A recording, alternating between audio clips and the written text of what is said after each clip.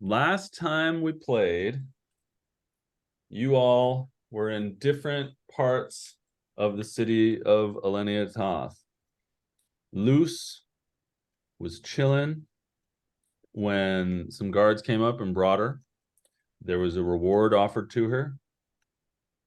Biggs was doing his thing, and he ended up fighting a lot of people and clanging on their tin can hats before he heard 600 gold pieces and stopped thrashing and headed to the waiting room as well, where he did a lot of puffing up his chest and like facing off with others.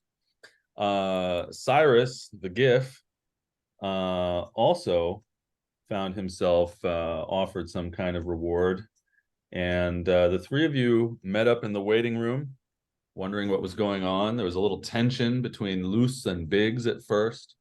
And you were brought into the throne room where some guards were holding you back, making you wait as the queen was talking to a noble. And then the queen started speaking to you. She was distracted. She had this aloof, distracted air. She looked above your heads as she spoke, and she explained that her son had been kidnapped out of his room in the castle, and she wanted to enlist your help to return her son. Why? Why you? Well, she didn't want the word to get out to other countries that her heir was missing. So she wanted to keep it a secret. So she hired you, so says she. And she pressed a little button on a contraption, magical contraption, and these little glowing orbs landed over your right shoulders, marking you as being on the queen's business. And she told you this would keep people from slowing you down and maybe sort of keep you on track. I don't know. But she put those balls on your shoulders, and she started to tell you a little bit further details about what happened and what she was concerned about.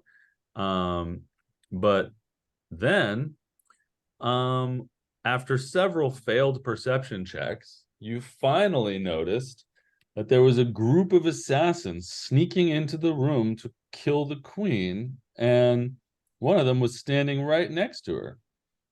He cast a spell off of a scroll, and all the guards left the room, leaving you all alone with the queen and her going, "Please defend me." And you guys had a knockdown, drag out, near-death experience, first battle of the game. A couple of you were making death saves. If it weren't for the cloud of misty ocean fog that follows the mariner gif, which is definitely not poo, you would have perchance had some trouble. There was a daring moment in which Luce used disguised self to try to pretend that she was the caster and convince the others to leave. But they all were like, "Hey, remember our mission is to kill the queen or die trying," and so they did. They tried and tried. Now, do I remember that? Did the last one get taken down non-lethally? Do I remember somebody did that, or did you guys just kill them all? I shot him in the back. In a non-lethal way. Yeah. He was alive when he hit the ground. He probably bled out though. Yeah, I'll roll to see if the last guy is dead.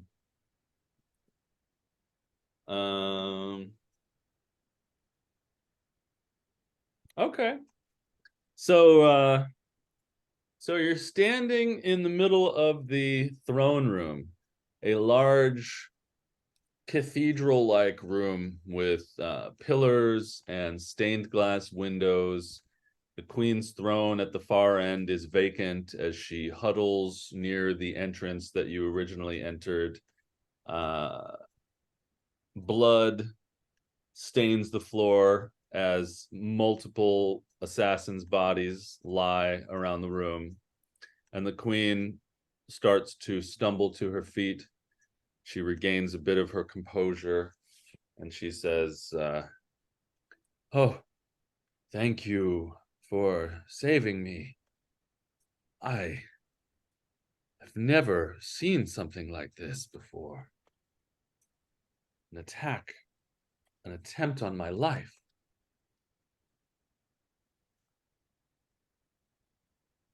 And in the silence, some guards come running in the northeast entrance of the room.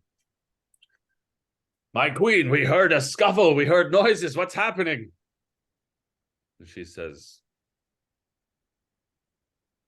you are too late. If it weren't for these people, I could be dead right now. Leave us. I have all the protection I need now. And the guards look extremely embarrassed in their armor, and they sort of step back out of the room again, although they don't seem to go very far. And you three are alone in this room with the queen and these prostrate, bleeding forms.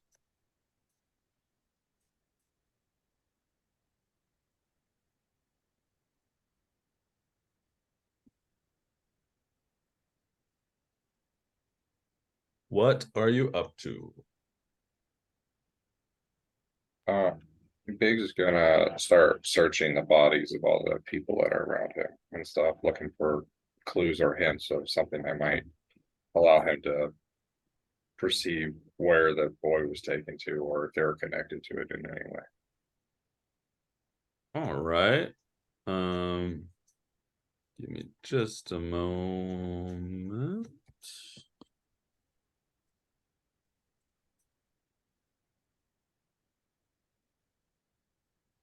All right, go ahead and roll perception or investigation. Oh shit. Oh, let me do that. And it's +6.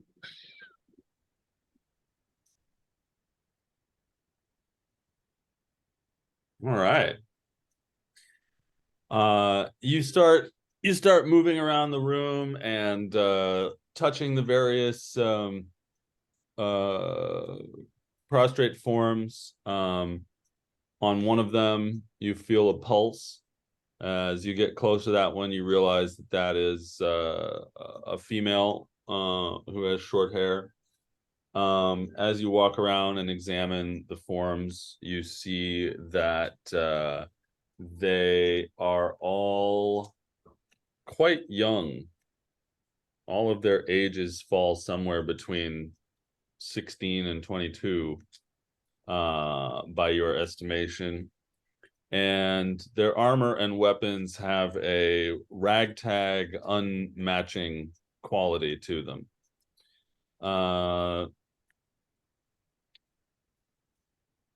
You find on them some basic mundane weapons, a short bow, a short sword, a scimitar, leather armor, stuff like that.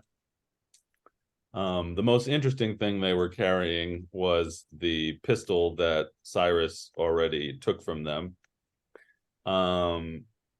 You don't find any notes or insignia. You do find a piece of paper with some lines on it that look like a very crude pathway, sort of a very crude map, like someone sketched a map and stuffed it in their pocket, but it's just a series of lines, like where to turn here, where to turn there. Yeah. Is you said I felt a pulse on one of them, so one of them's alive.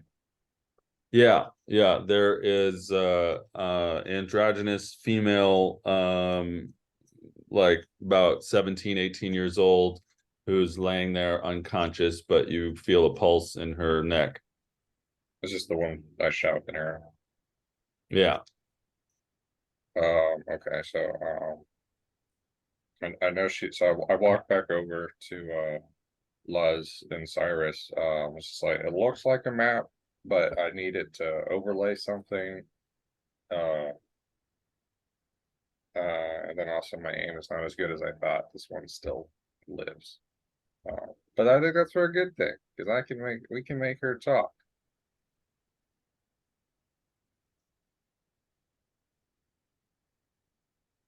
Luce, how do you respond to this? Yeah, Luce kind of realizes for the first time that it would have been a good idea to leave one alive. Oh, yes.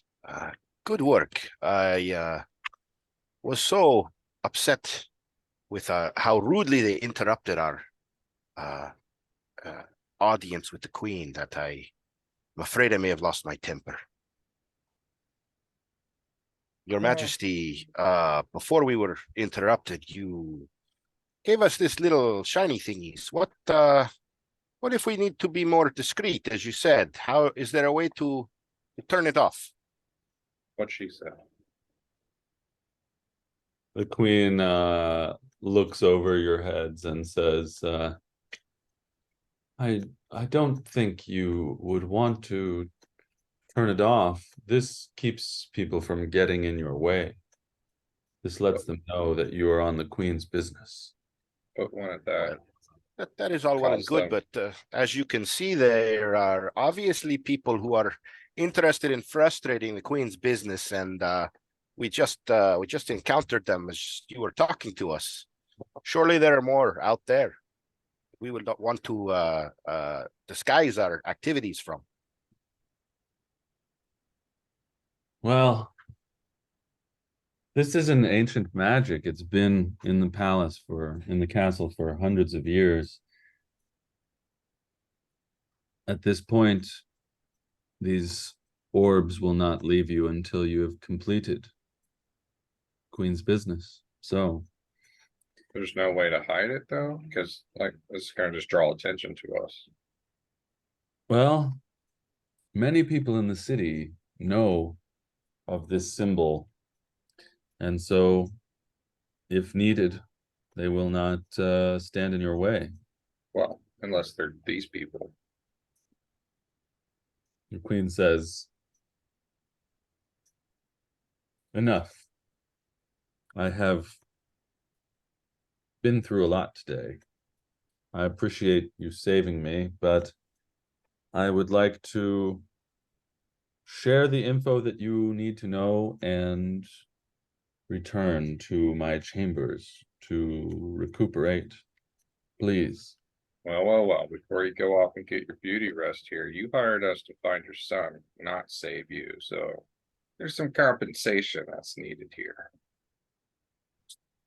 She makes eye contact with you for the first time, and you can see a bit of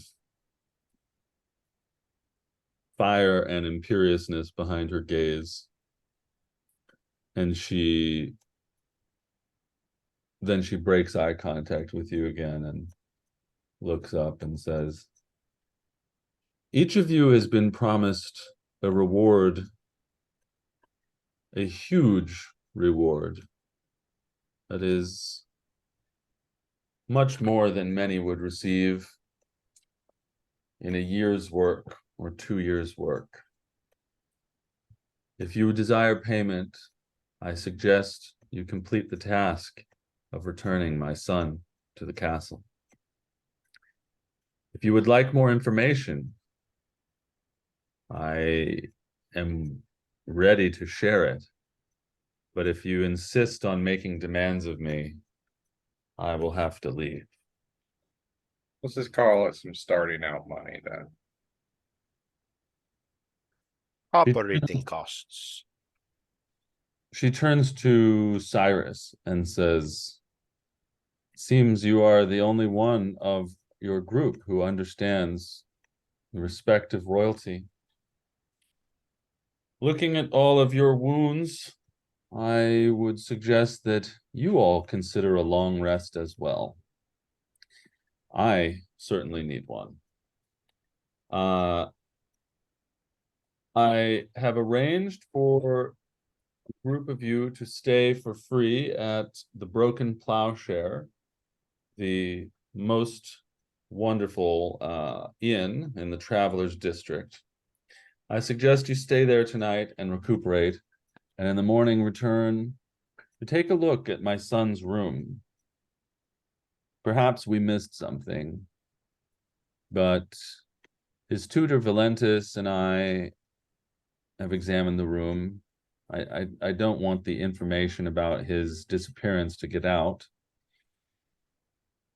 It appears he was kidnapped. So perhaps in the morning you can return and take a look at his room. But for now, you have your mission. 600 gold pieces each, plus any particular reward you were promised on the return of my son. You have any questions about the mission that are not demands? She gives you another look, Biggs, with a bit of spike to it. He's also just staring her down, very pissed about this, and he's definitely thinking about some crap. Your Majesty, is there a chance that these ruffians here who attacked us are also connected to those who took your son? I do not know. I am too distraught about what just happened to make any assumptions. The prince is kidnapped. Assassins are attacking the queen in the throne room. And this Borgonese gnome is insulting the queen of a foreign land. I think you, sir, your reward is just reduced to 400 gold pieces instead of 600. So you're gonna blackmail the guy you're sending to go find yourself. She turns and leaves the throne room. And as she leaves, she motions to the guards that were waiting outside, and they start to enter the throne room. The ones that she had told to go. And those guys start filling in the throne room behind her.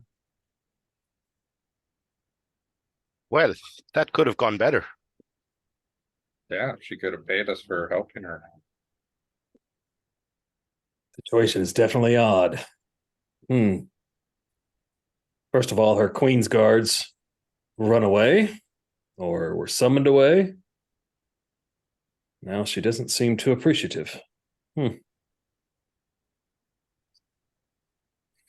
Luce motions to one of the guards who is passing by the one that Big said was alive and says, you may want to get that one some medical attention so that you may ask questions about why they attacked your queen. The guard sort of leans down to the person and touches her neck and looks up at you and nods. Perhaps later we could also come and ask some questions of this person.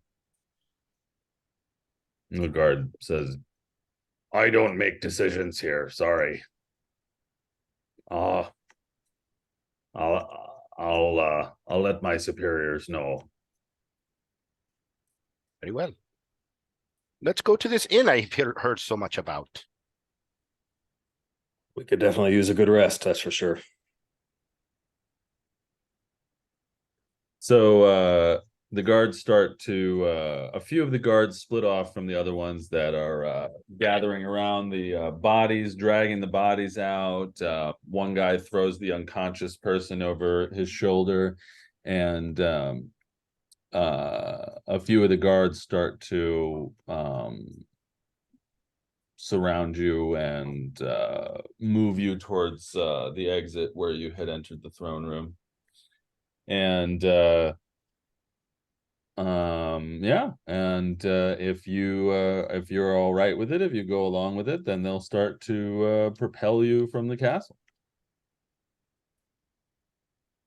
Didn't seem like we had much of a choice.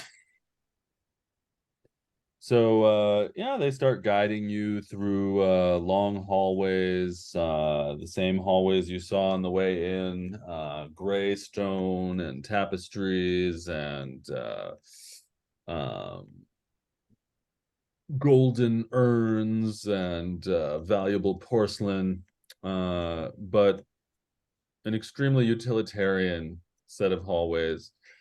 You see a few arrow slits in case someone needs to defend the castle from the inside.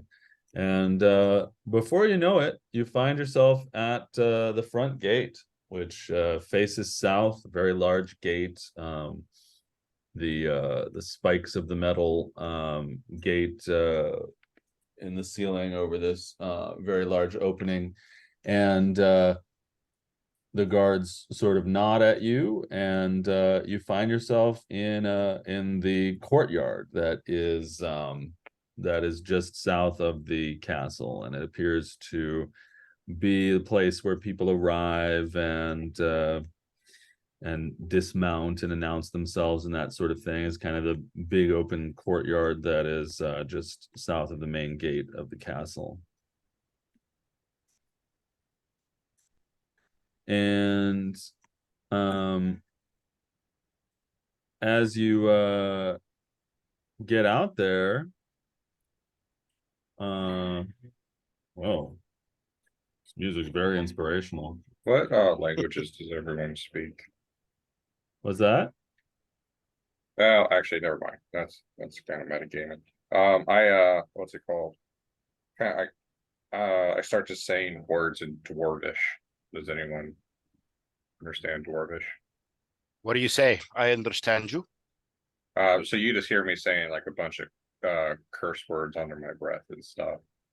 About the queen.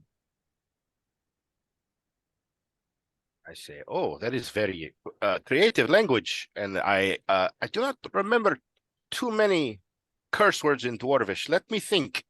And I start reciting as many bad words as I can think of in Dwarvish as well. Biggs looks up at you. It's like, we're gonna get along just fine. And then I reply in Gnomish, I believe so as well, my friend. Why not know that one? Oh, I thought that's what you were. I am a gnome, but for some reason it doesn't default that language Oh. to me. It is okay if you are. I know a lot of fucking languages, but that's not one of them. I assumed that was a default. Yeah, if you do the custom language options, you got to select your own natural language. So as you guys are standing there swearing at each other in Dwarvish and Gnomish, and you know, the whole thing that just happened was very strange. You know, why did she select you? Why did she react the way she did? Why didn't she reward you? And how did these people get into the castle? All of these are valid questions. And you know, as you're swearing about the queen's strange behavior, you notice that there are two men who appear to be sort of waiting for you to walk forward and walk deeper into the courtyard. One is wearing elaborate red heraldry.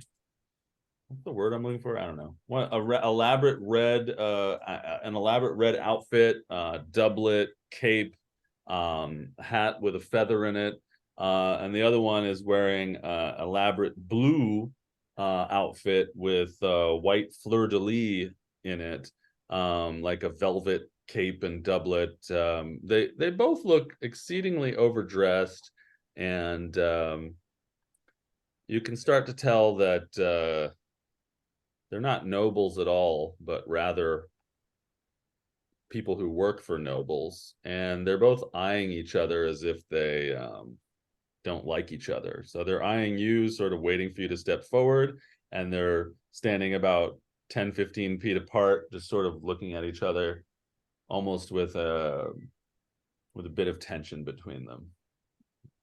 But they appear to be waiting for us. Yeah, they're looking at you and looking at each other, looking at you, waiting for you, looking at each other.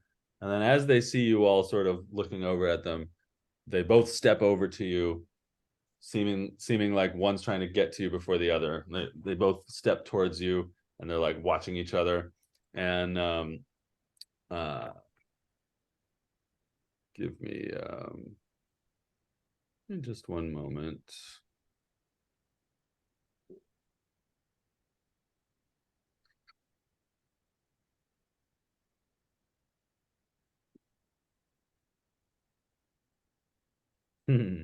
Yeah, so they both step over, and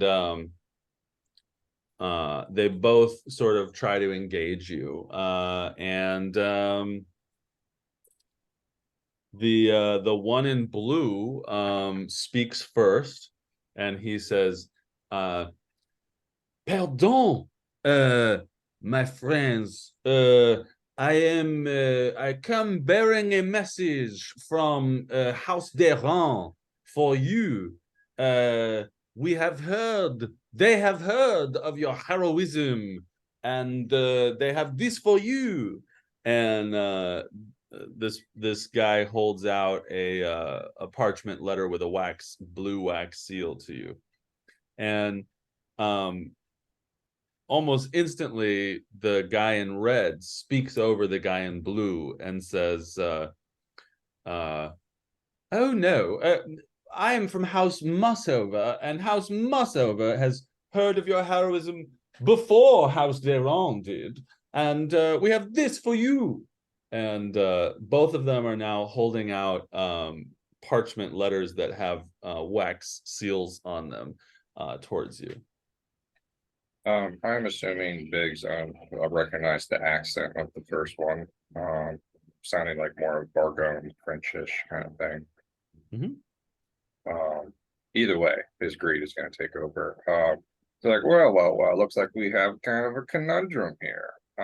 Both of y'all seem that you need to get us to go with y'all and see your patron. So who's got the better sales pitch here? And they look at each other, and the guy in red says, the guy in blue says, "Well, I am but a messenger, so the pitch is in this envelope, but it is better than anything he has to say. Please take this." And the guy in red is like, "He doesn't know anything. House d'Eran knows nothing. Take mine. I also don't know what's in my letter, but please take it. They heard that you are heroes, and House Mussover wants you to have this. Please."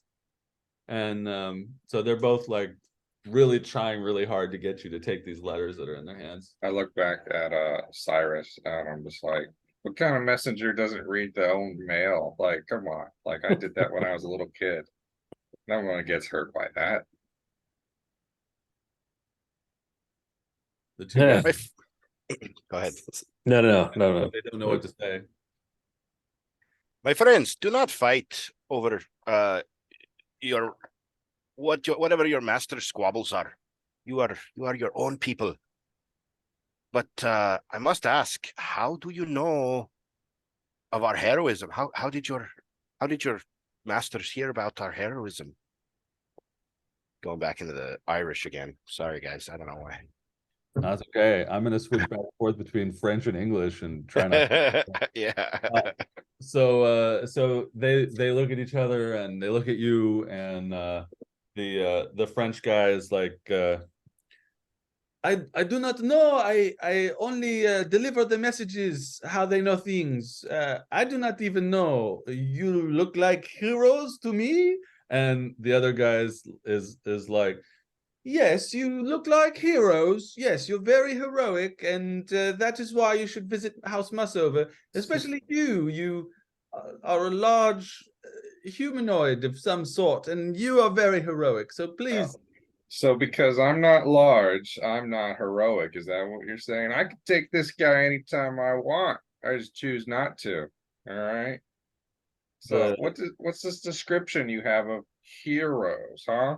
Do I not fit into that for you? the guy in red starts like sputtering and looking all uncomfortable and stuff. He's, oh, I didn't mean to imply anything based on size. All three of you are very heroic. Is the thought of House Mussover, and I simply am supposed to give this to you. Will you please take this envelope, please? I don't mean to insult you. So I'm gonna let you guys think about whether or not you're gonna take their envelopes while I go kiss my wife goodnight for 90 seconds. I'll be right back. Do you think he's struggled this much to give a letter to anyone before? I am actually enjoying watching them squirm a little Now bit. it's just Squirm. entertaining. I'm gonna try to see if I can get their hats, and then we'll take whoever gives me their hat first, I'll take their letter. What we could really use right now is some protection from the shade. Something like that. I like this. You go hard, Zach. I like this. Why stop there? See if you can get them all the way down to their breeches.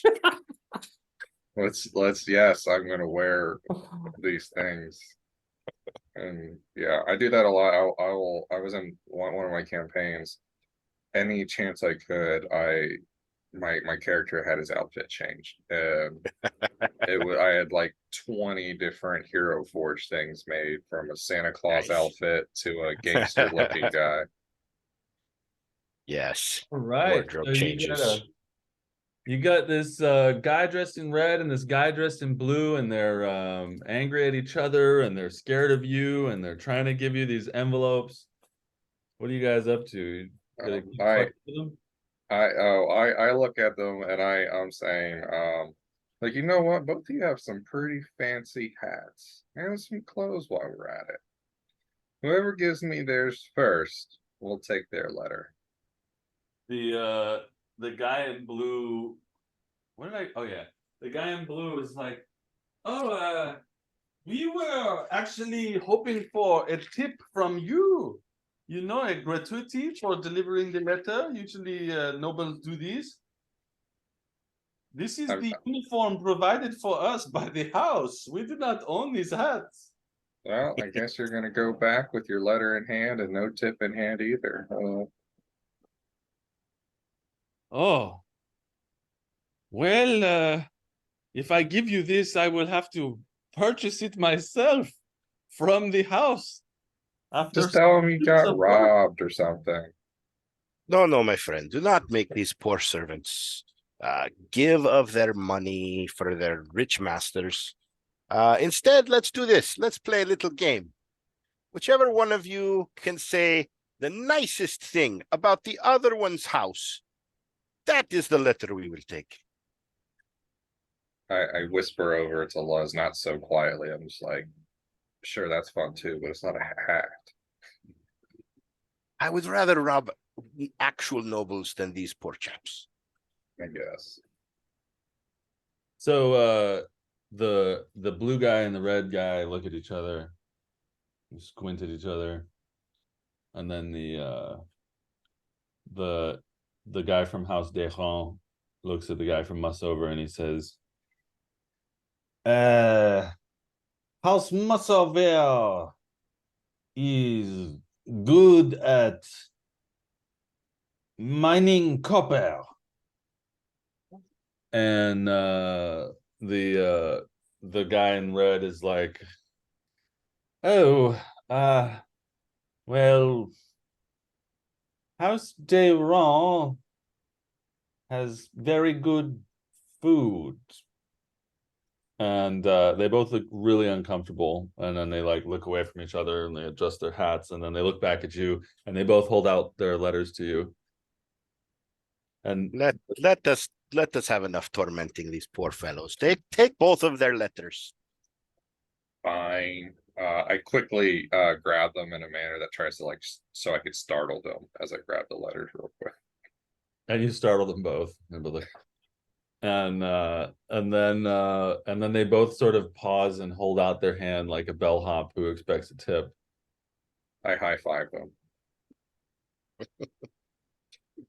They look surprised and shocked, and then they look at each other, and then they look at you, and then they both leave because Wait. I chuckle and give them each a gold piece.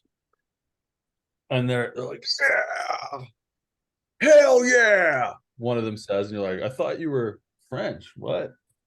Why don't you go out for a drink or something? Tell each other more nice things about the other's house. Become friends.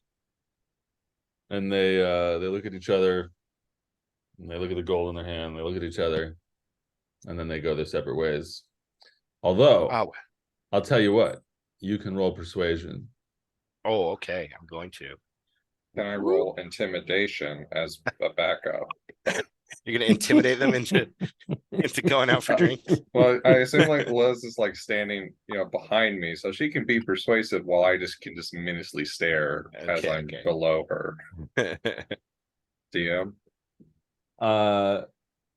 Okay, roll intimidation. I got a 13 persuasion. Yeah, roll intimidation. That is not great. Well, let's see. Hell yeah. Oh, you beat me.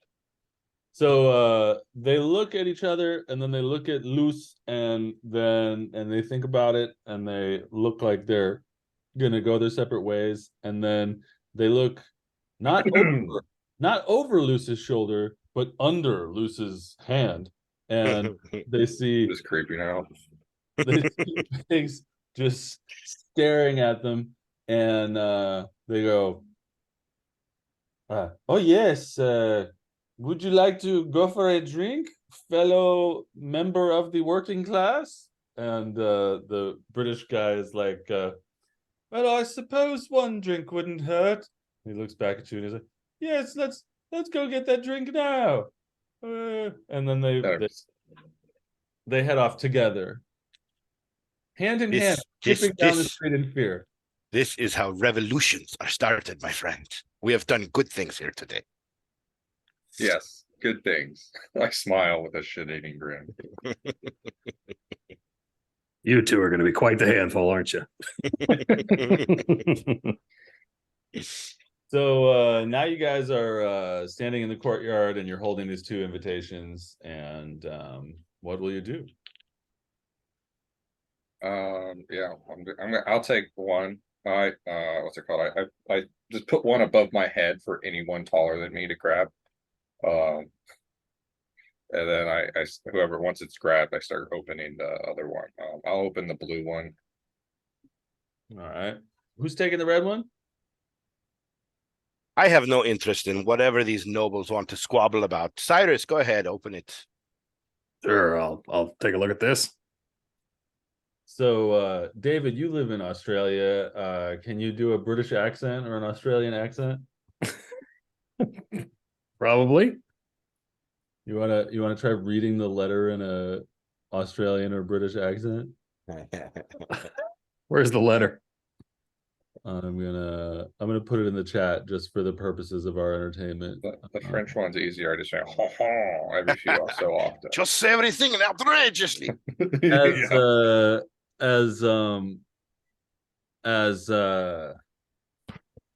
As Cyrus starts to open the letter, you guys hear a distinct Oh no. Quick, get out of the area. Oh my god. Not again. All right, so in the chat, I've pasted the text of the red letter if you'd like to read that, Cyrus. I was reading this in an Australian accent. It'd be, oi, you bunch of cunts!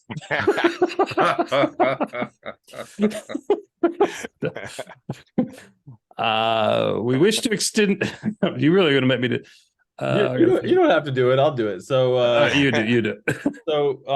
you get this the red letter says, "Dear friends, we wish to extend to you an invitation to dine tonight at House Mossover. We have opulent rooms in which you may repose before sallying forth on the Queen's mission on the morrow.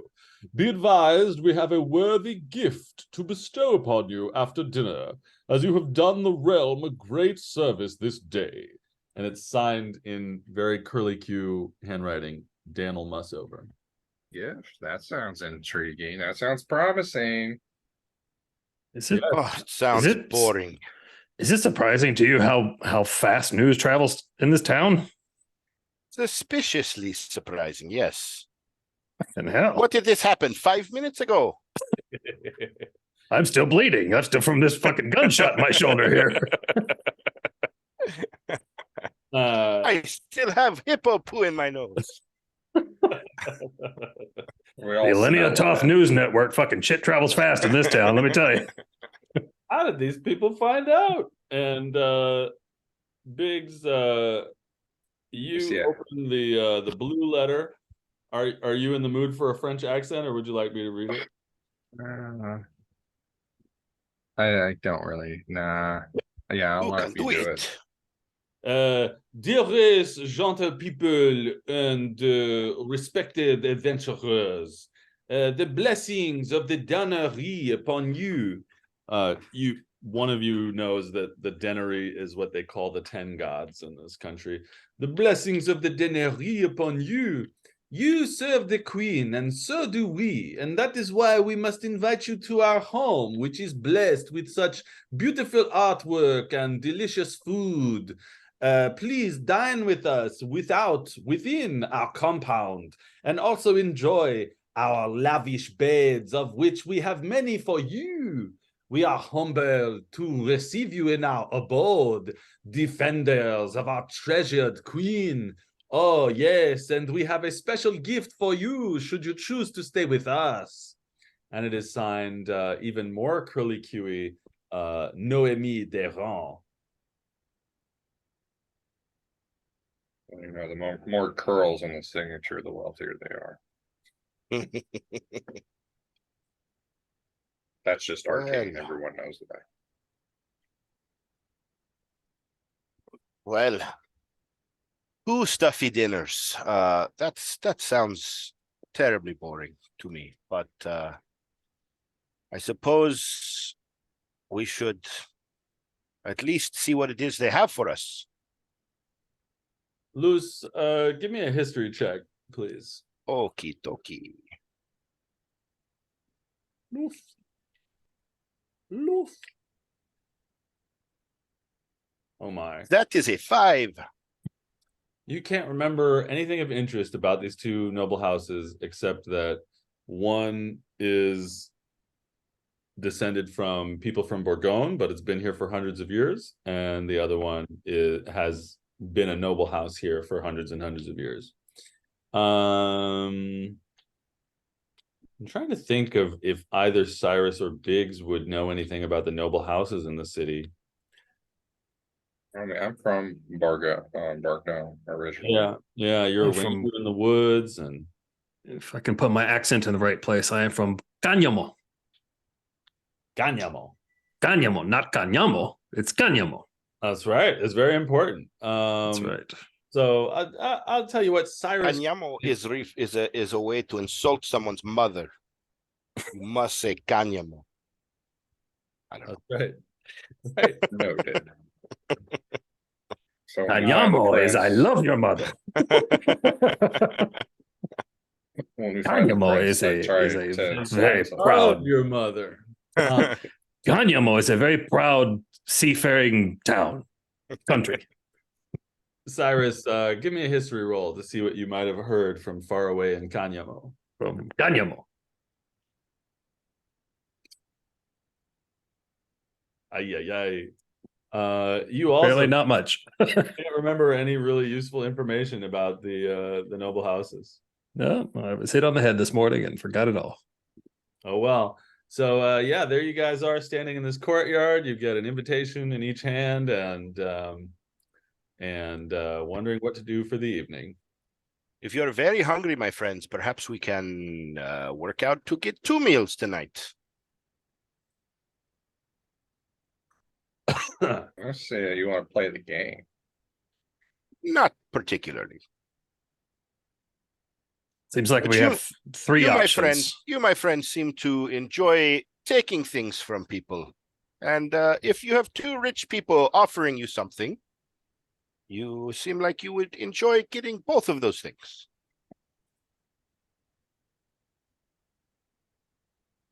I agree. Let's do it. Good food and some mystery gift. I'm all for it, especially after this. And I say like bitch and dwarvish.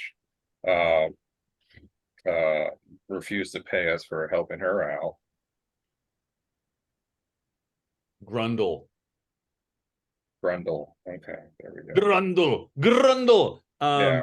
So you I'll say you notice at the bottom of the letters there's like a date and time of the dinner invitation, and they happen to be at exactly the same time, the dinners.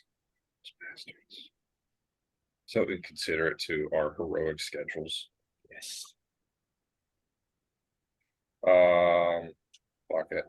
I'm inclined for the British people. Yeah.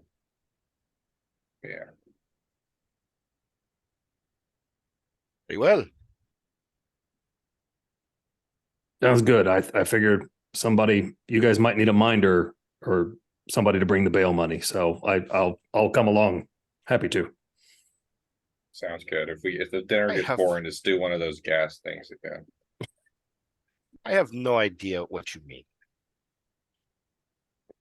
My manners are impeccable. You guys are deciding to go to House Mussover? Yeah. All right. Whichever one that wait, was Mussover the French one or the not French one? The not French Mussover one. is the British sounding one. Yeah, that's the one we're going. Well, only because my guy has a rough history with Fargo, so he's just like not. He's more. Though if they given me the hat, I would have done it.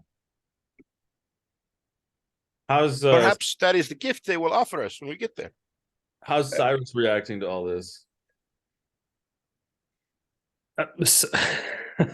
Cyrus is enamored with his traveling companions at this point. I don't know if I have a particular attachment to the nobility, but definitely would like to accompany my new friends to their chosen house. So this is all very amusing. All right, so He's enjoying the show. so you guys start heading to House Mussover. I'll get me a little city map up here, because we like city maps. Let's see, share screen, look at a map. So yeah, you all are standing just south of the gate to Castle Dagran, and you know that both the Desrands and the Mussovers live in the Nobles' Quarter, and that the Nobles' Quarter is, or sorry, the Mussover color is red and the Desrands color is blue. And yeah, so it doesn't take very long to make your way through the streets, the roads, into the Nobles' Quarter, and start to approach the mass of red homes that is the Mussover compound. As you arrive, you see a group of red buildings around a meadow of sorts, the like one might use for skeet shooting or some such. A bit of a Central Park vibe here on this massive courtyard, and around it are many red houses around the rolling fields of this meadow. Impressive buildings, and this compound has some massive gates in front of it, that have some guards at them, all of them dressed in red. There is a gold lion on some of their attire, which seems to be indicative of the house. And when you get to this gate, upon seeing your invitation, you are allowed by these guards to enter the compound. And there are many luxurious red houses around this meadow, but one is the largest of all. And one can only assume that the high seat of House Mussover, Daniel Mussover, must live in that extravagant abode. And perhaps a guard would tell you after looking at your invitation that that's where you're supposed to go. So you head across the meadow and you find yourselves at a large and lavish home. On the exterior is a lot of dark wood and deep red colors. The roof is deep red tiles. There is a beige stucco and dark wood beams in a Tudor style on the outside of this mansion, although it's quite large. And as you get closer to it, you see a circular sort of driveway in front of it where people would pull up carriages, and there are a couple carriages that are there now. And in front of the entrance to this home, there are footmen on flanking the door on either side, and each of them is wearing something very similar to that which was worn by your messengers. You can only assume that the outfits are worth more than these people make in a year. So attempting to force them to give them to you would be very cruel. So as you approach, nobody makes any move. As you walk towards the central door of the house, the footmen just sort of stand and watch you. And when you finally get to the front door, one of the footmen comes over to you and he pulls a little bell chain that's in the wall in front of the door. And after a moment or two, the door opens and you are met by a fellow with very extravagant mutton chops, sweeping brown mutton chops and sweeping brown mustaches that intertwine with his mutton chops. And he introduces himself. Hello, I am Greenshanks, the head butler at House Mussover. Welcome, welcome. I know that you're here for dinner, aren't you? Because you've chosen our house. Ha ha ha. And he says, Yes. please. Yes, Luce? Yes, we are here to dine at your master's expense. Yes, that is an interesting way to put it. Ha ha ha. My employer's invitation. Yes, correct. And he sort of gestures with white gloved hands towards the foyer and starts to hopefully lead you into the foyer of the house. In the foyer of the house, you find a lot of servants and maids and footmen are all in a very large and extravagant foyer. There are maids holding silver platters that have little shot glasses on them. And there are some footmen that have silver platters that seem to have hot towels on them. And as you walk into the room, you see a couple of them sort of cut eyes over to you and like look at the blood and stains on your outfits, but say nothing and just hold out their hot towels and their little trays with shot glasses on them. What will you do? Suppose we do look a bit fright. and I will press to digitate to try to clean ourselves up a little bit. Biggs will be like, I agree with you, but takes that in a whole other manner and walks to one of the helping hands and stuff, and he's like, hey, I need your hat.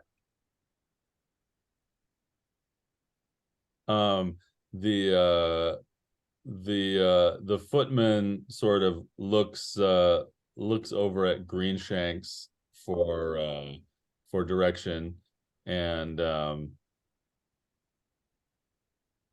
we've got a spy in our yeah, the lady who is interested in playing the game is in the voice chat. Very interesting, but she can't hear us in the Zoom chat. I'm just gonna tell her.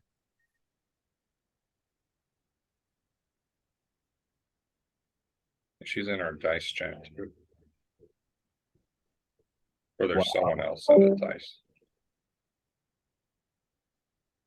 And as mysteriously as she appeared, she vanished. He's from House de Aron. They are spying on each other. Just tell her there was casted silence, so there was absolutely no words being going on. I'll just tell her that this game is actually played in ASL, and so oh yeah, I heard Australian Sign Language is completely different from American Sign Language, eh? Sure. I wouldn't know. This I heard from my many deaf friends. Yeah. All right, so yeah, so oh yeah, you asked for the guy's hat, and he like looks over at Greenshanks, and Greenshanks looks at you, and he says, of course, if you wish to wear a servant's hat, be our guest here at House Mussover. And then he gestures to someone else, and that person runs off and gets this footman a new hat. And the footman hands you his hat. It's like a big puffy red velvet layer cake of a hat with rounded parts and a cylindrical part in the middle and a couple little white feathers poking off of it. And yeah, he hands it to you. I walk back over as Lewis is finished cleaning herself with her spell. And she looks over at me. I'm just wearing this stupid hat with a big grin on my face. Would anyone else like me to clean you up a bit? Cyrus is going to grab both a shot and a towel. It's alcohol, right? It's a shot of. Did you say it was like a shot of alcohol? You cannot tell, but simply shot glass-shaped glasses on a tray, do you see? I would smell it to see if it smelled like alcohol. You smell it, and you get a whiff of something alcohol-esque. I would, as discreetly as possible, try to pour the alcohol onto my towel, and then just put it on the gaping bullet wound that I have in my shoulder from where I got shot, and hopefully it cleans the wound a bit. Being a man of practical means. Roll sleight of hand.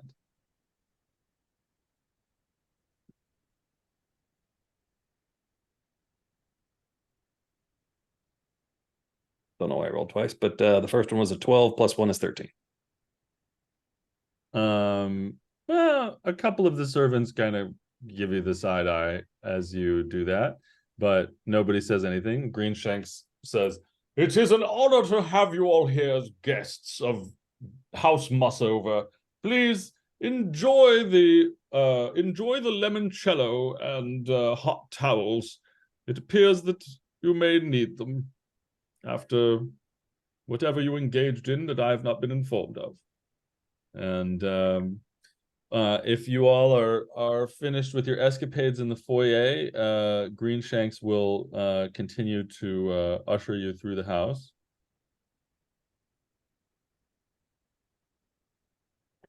Is there do we need a towel and a shot?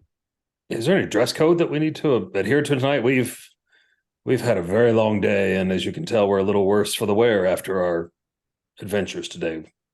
I'm way ahead of you as I'm like adjusting the hat on my head. You look very dashing, my friend. Greenshanks Greenshanks says, well, you are heroes, of course, so you're wearing your heroic attire to dinner is perfectly fine, but if you desire some sort of extra clothing, we may have something in your size for you to wear to dinner, and it's really your choice. But please let me show you your rooms as you as we wait for dinner to begin and such. Let me show you where you'll be staying tonight. And he takes you up the stairs, and just check this out. Yeah, so he takes you up the stairs, and there's lots of red. There's a red carpet and red things laid out, and you find yourself in 4 adjoining rooms with a sitting room in the middle. This is clearly an area that guests are meant to stay in. It's 4 rooms, sort of in a cross shape, a plus sign shape, with a sitting room in the middle. And each room has lots of wood, lots of curlicues of inlaid wood, dark wood mantelpieces and window frames, massive, thick 4-poster beds, huge rooms, and all connected with a sitting room that has a large fireplace. There are some hunting trophies in the sitting room, deer heads, boar heads, and some elaborate European-looking porcelain.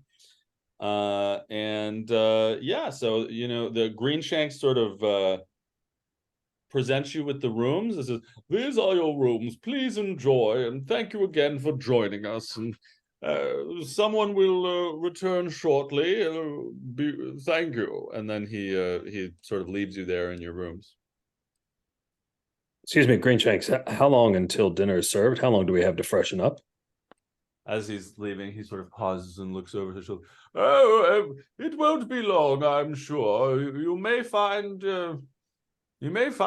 Lord Mussover may wish to speak with you before dinner. I don't know, but please enjoy your rooms, and we will see you downstairs very soon. Dinner is in about an hour." And he starts to leave.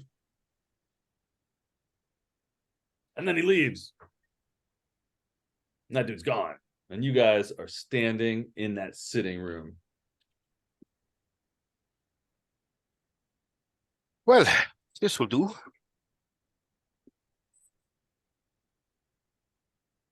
Does anyone else want me to help you? I can prestidigitate, make you look a little more presentable. I do not care that much, but these noble types, they care far too much for their appearance, I say as I stare into a mirror and am making sure everything is perfect. Zach made an excellent picture of his red hat. If you guys want to check it out. I gotta see. Where's it at? Oh, yes, that looks really good. I'm gonna see if I happen to scare up a fun image of it as well. So yeah, the spell prestidigitation can clean clothing. So Luce offers that to her fellows. And yes, any other preparations you may wish to make before dinner, or things you wish to discuss? It appears you are alone in this room. I'm gonna go ahead and what's it called? Kind of use this. I'm gonna use disguise self. Not go into my human form, but go into just show a more clean and unscathed form of myself.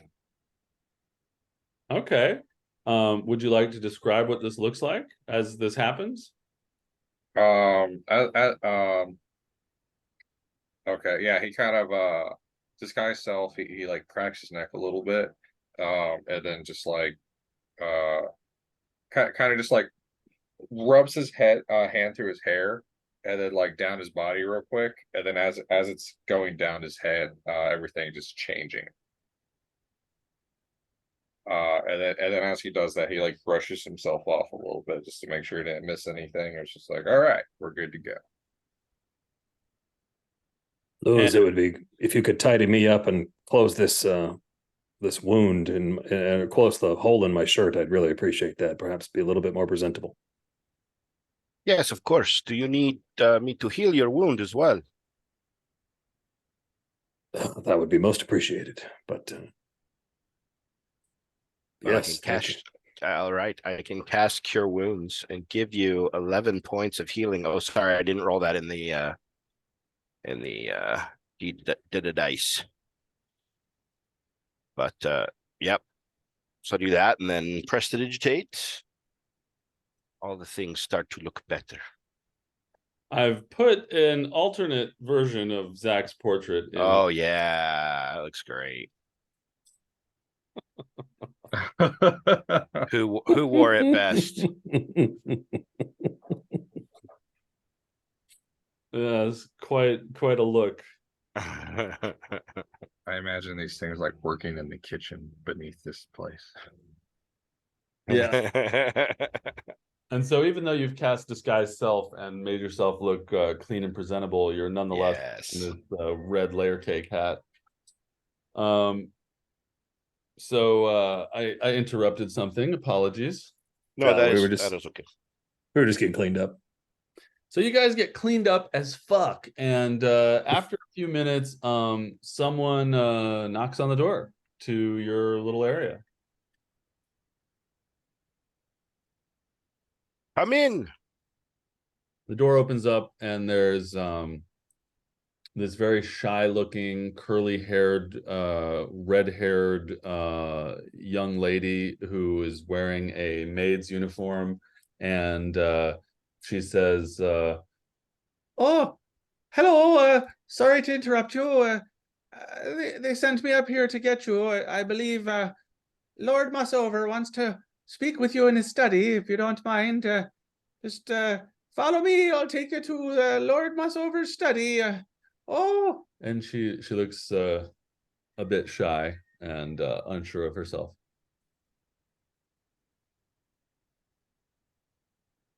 Perhaps we should head down. Biggs starts walking, not even waiting for anyone.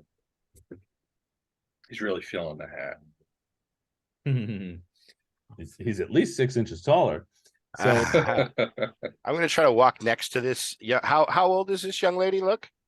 she looks like 19. Okay. I try to walk next to her and be like, "Would you like to see a card trick?" As we walk. I suppose so. I don't know. You want to show me a card trick, do you? Yes, if you would like to see such a thing. Oh, Pull as out a long as deck of it doesn't cards. get me in trouble. I don't want to get in trouble. Oh, why would you get in trouble? I need the job. I don't want to lose my job. Don't want to get in trouble. Well, what's life without a little trouble? And then I do a little card trick for her. Do a little shuffle trick of some kind. And she, well, yeah, sure. Why don't you roll sleight of hand? See how good this trick comes off. Oh, it's gonna be so awesome. Oh yeah, that's a nat 20 for a 24. Oh, shit. Yes. She trips and falls down the staircase. Oh no.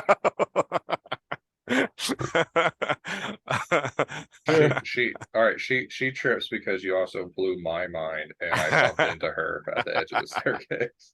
Oh, sometimes I forget the power that I have. Yeah, you start doing stuff with your cards, and she's like, and she misses her step at the top of the staircase and starts to fall down. Can I try to grab her and save her? Sure, do another sleight of hand or an acrobatics. Okay, I think I would rather do an acrobat. Oh, I guess they're the same. Okay. Unless she kind of has like a charm effect in battle. Hey guys, watch this. That was a 14. Yeah, sure. You catch her hand just like the edge of her fingers as she starts to fall, and she's just dangling by your fingers, and she looks up at you. She looks up at you just like astonished. And then I suppose she gets her footing and takes her hand back and says, I was afraid of getting in trouble. All I need to do is smoothly deliver you to the study, please. I don't want to make any more mistakes. Oh, yes. Please forgive me. I did not mean to sweep you off your feet. Oh. She sort of, like flutters her. She's all a flutter now, and she says, everyone's watching in this house. I don't want to think them to think I'm doing my job wrong. Please, please. And she tries to usher you all down the staircase. So if no one's doing any other trickery, you will arrive at the study. She delivers you to the study, and you see a man with his back to the door when you get there. She looks fearfully in his direction and fearfully in your direction, and then just sort of scampers away.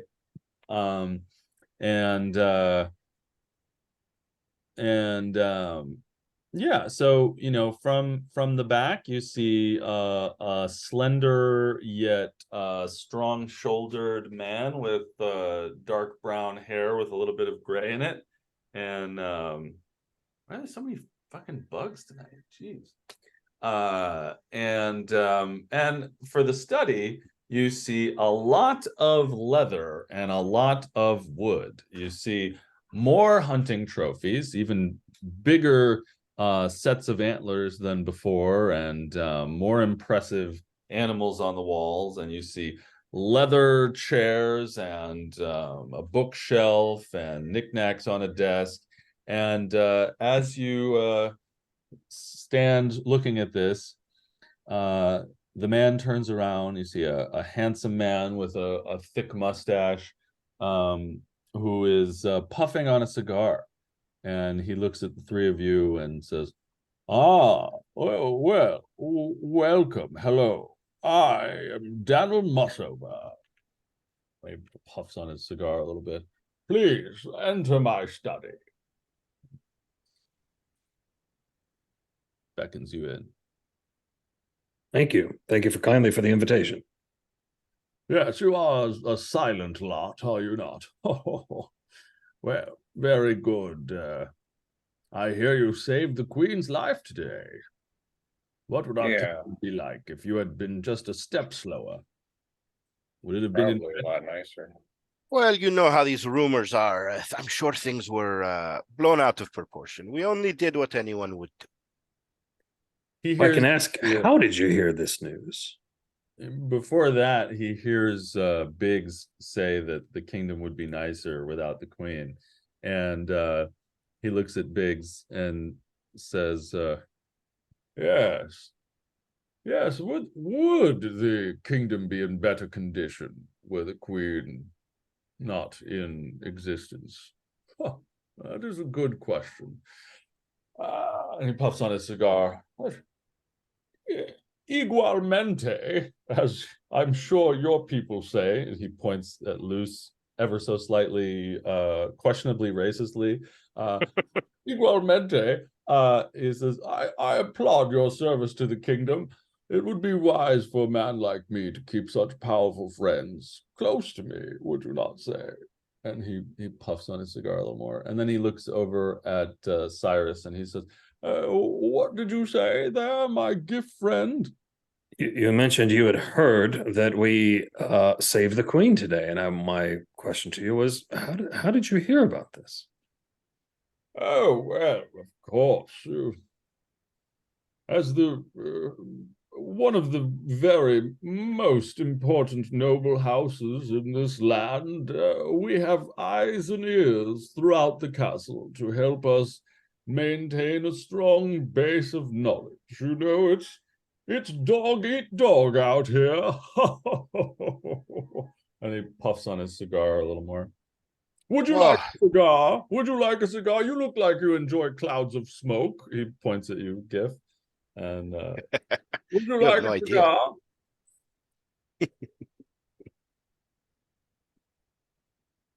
Not Cyrus, for me, thank you. Cyrus, he's offering you a cigar. Yes, I would love to enjoy one with you. Thank you. He made a joke about you enjoying clouds of smoke.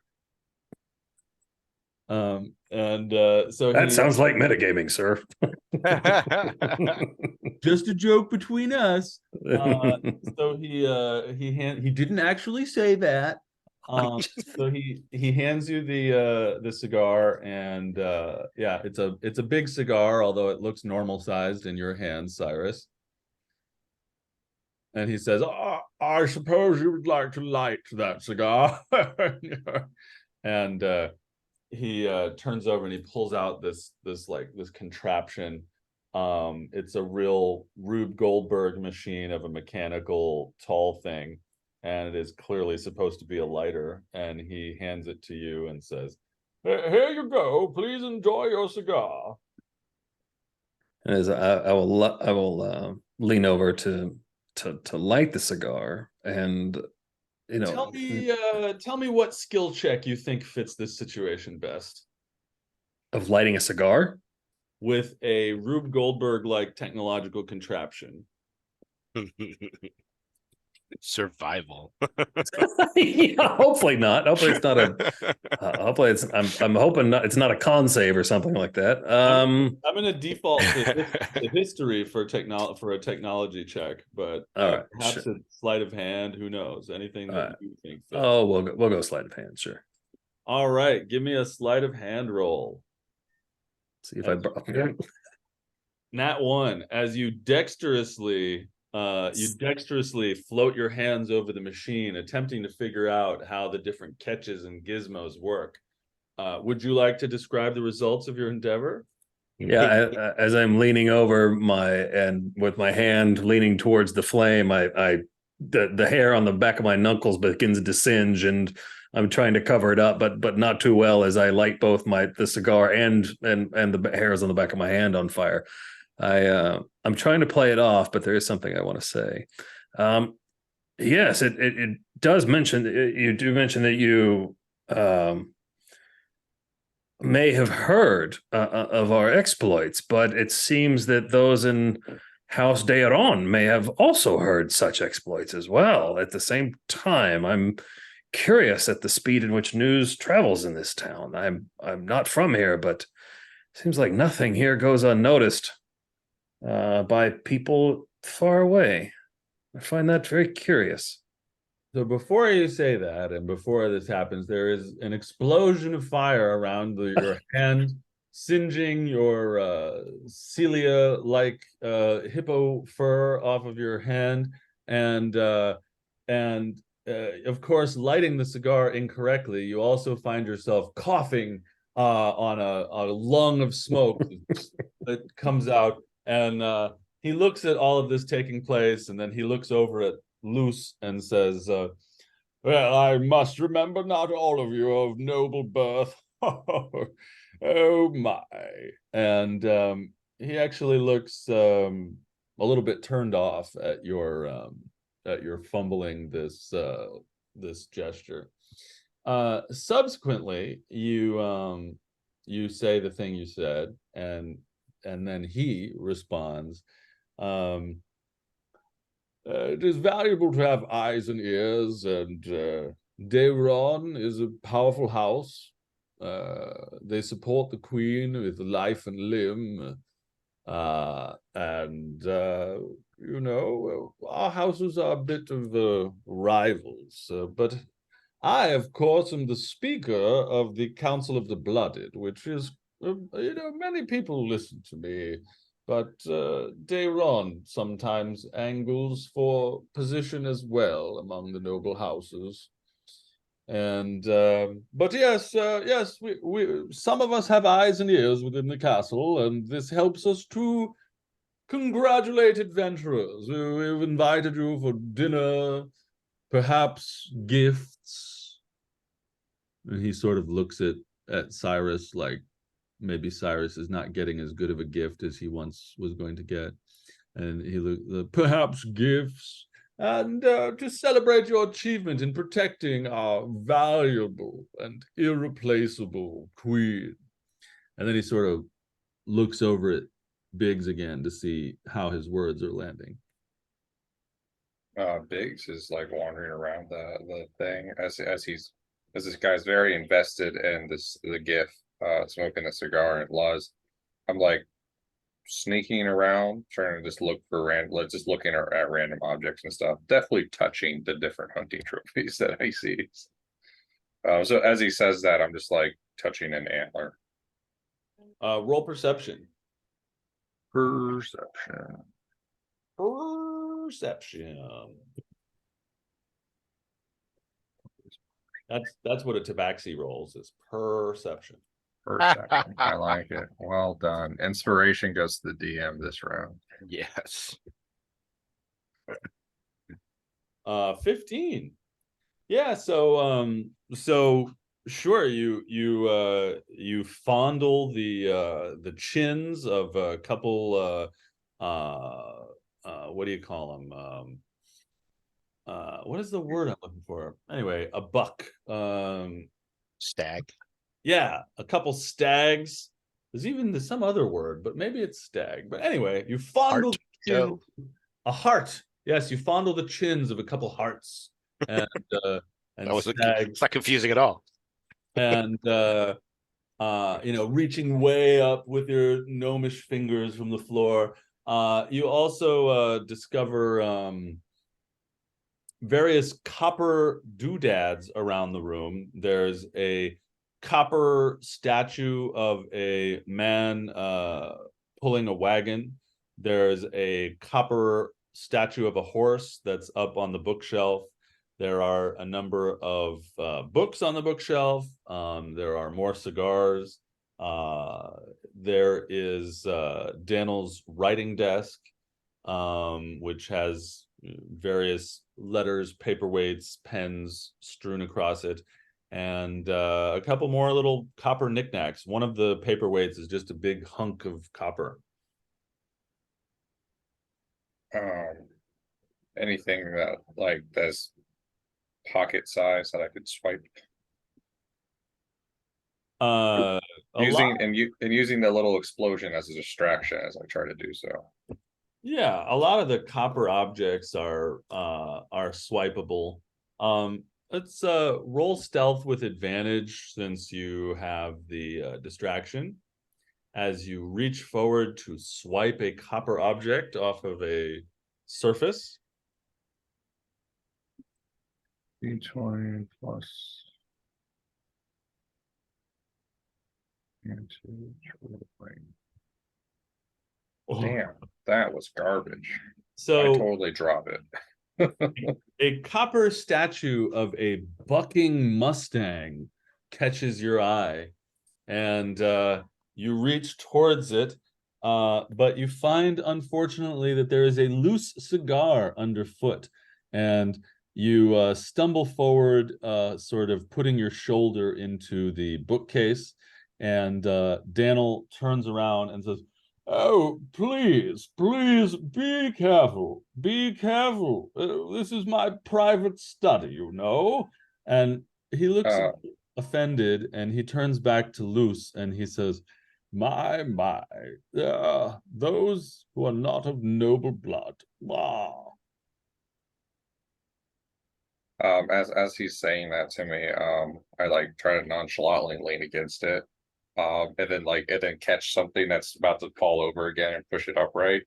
But then he says that, and Luz can see a look on his face, and like his hand kind of like goes to like the hilt of one of his short swords. And then that's where it ends. Sure. Why don't you roll acrobatics to see if you can make this look good and smooth? Part of me hopes I don't. See. Nope. Nailed it. So yeah, this looks awkward and ungraceful. And yeah, you in your attempt to stand nonchalantly, you actually elbow the copper horse off the the bookshelf, and it clacks onto the floor. And Daniel says, "Oh my. Well, we were planning to give you all some gifts after dinner, but it appears we will need to sell them to replace some of the objects you've broken in my study." And he cuts eyes at Luce again, like, people, am I right? And he calls into the hallway, Megan. And the little shy red-haired girl runs in, and he sort of gestures at the bucking Mustang on the ground, and she picks it up and puts it back on the bookshelf, looks around at everyone, that runs back out of the room. So Luce is going to be disgusted every time he says this.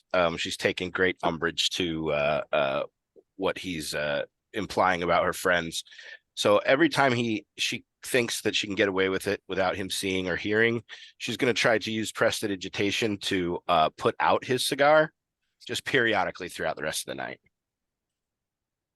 I'm gonna have you give me one Arcana check to see how well you do that. Okay. Fair. Ooh, okay.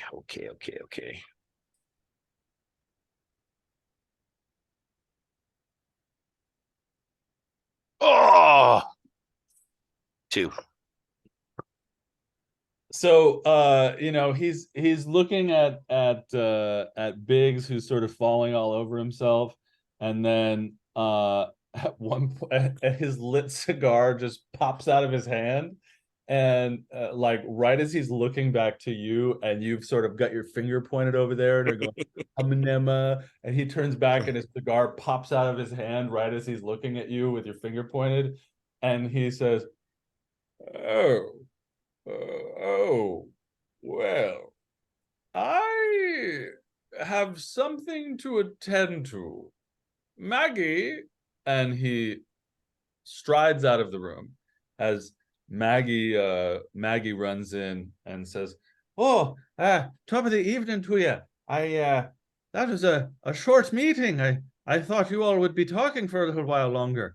Did everything go okay?" Well, it seems your employer forgot his manners, and we will help you clean this up. Do not worry. "Oh, well, here's the high seat, and the Speaker of the Council of the Blooded. I'm honored to work at this house. Oh, my." And she Maggie, says that kind of loudly, like so people out in the hallway can hear. She's like, "I'm honored to work at this house." Nice and loudly. I just whispered to her, aim higher. I don't know how. Aim higher. You want me to work for the Queen? I don't know. Anyway, this is all above my pay grade, as people say. I suppose dinner will be ready soon. Please come with me into the foyer. I'm sure he doesn't want you to stay in his private study. And she sort of tries to gesture you into the foyer. I'll walk with her, but I'm going to give a meaningful look to Biggs, like, now's your chance. So, and Cyrus, are you walking with Megan and Luce? Yes, I had a question for our host, but he has scurried off. My apologies, I stepped on you. No, it's fine. Well, yes, your friends, through their antics, ended your conversation early. So our dice are telling a story, and that story is we're a bunch of klutzes. Yes.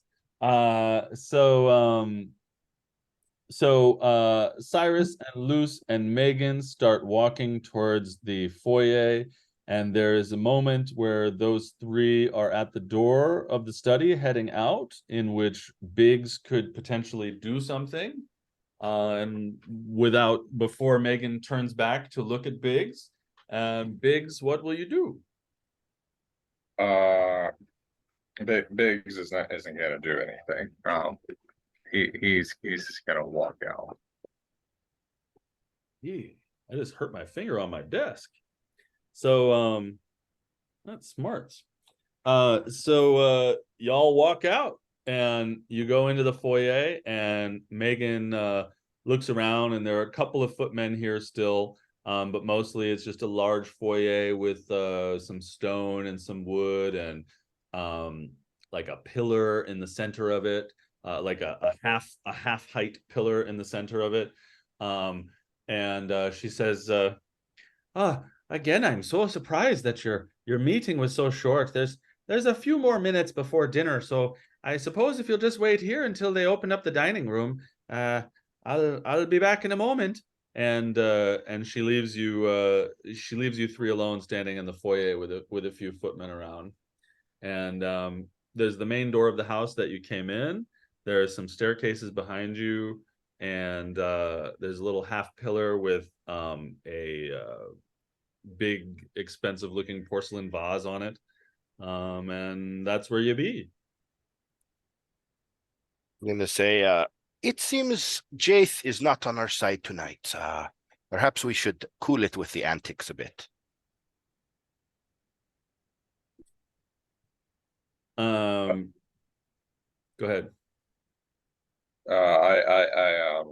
I'm just like, I kind of don't receive that comment immediately, and I look up and I see Lou's looking at me. I'm just like, hold on now. He caused a literal explosion inside there.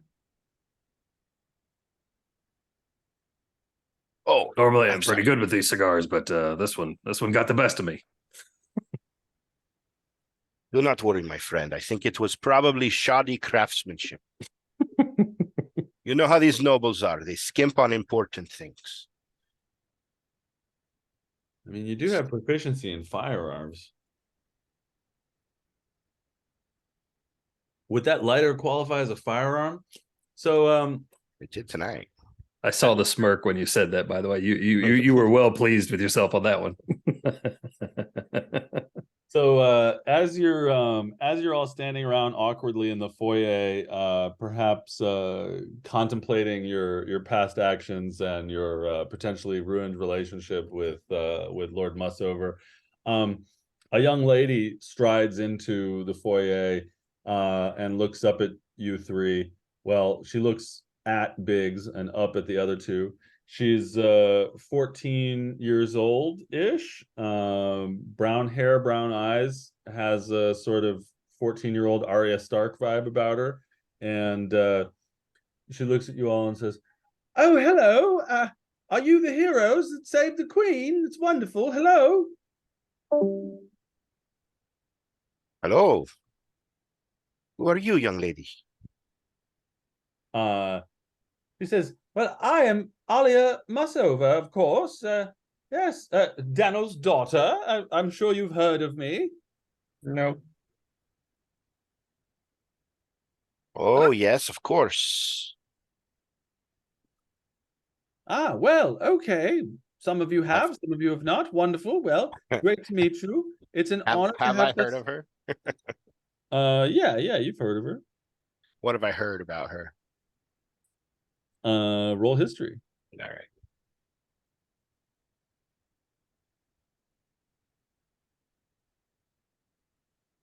$15.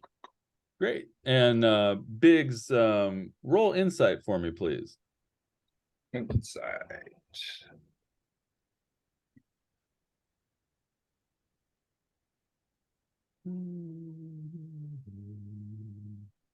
15.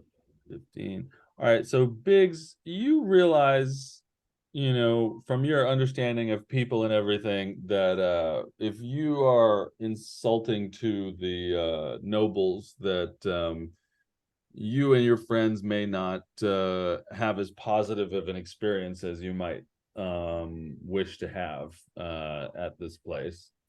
As the 14-year-old sort of looks at Luce and smiles, and then looks at you and looks kind of like confused because you were like, "Nope, don't know you." She looks almost like her feelings are hurt or something. And then Luce, you remember that you have heard that Alia Mussover is very into technology, that she enjoys shooting and sort of tomboyish activities, and she spends time hanging out at the workshop, trying to pretend to not be a noble, and that she's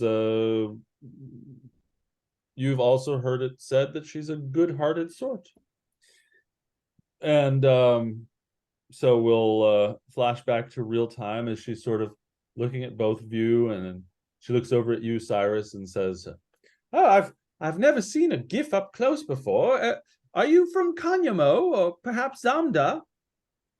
I am from Kanyamo, and indeed.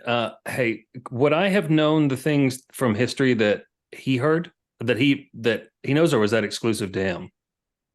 To Luz, sorry. That is what she knows. She could whisper it to you. Oh, there was just something said in there that was interesting. I don't want to metagame if I don't know it.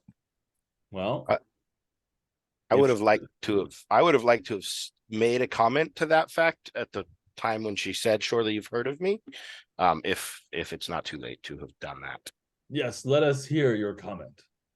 I hear you have a keen mind for inventions, and that you are a talented marksman for your age. He says, "Oh yes, I do love to shoot. You know, we do skeet shooting out on the lawn, and of course the lawn is like the size of Central Park. We do skeet shooting out on the lawn all the time, and I'm quite a good shot. I've been down at the workshop trying to figure out how to make even better firearms, as the ones I have always seem to jam or break.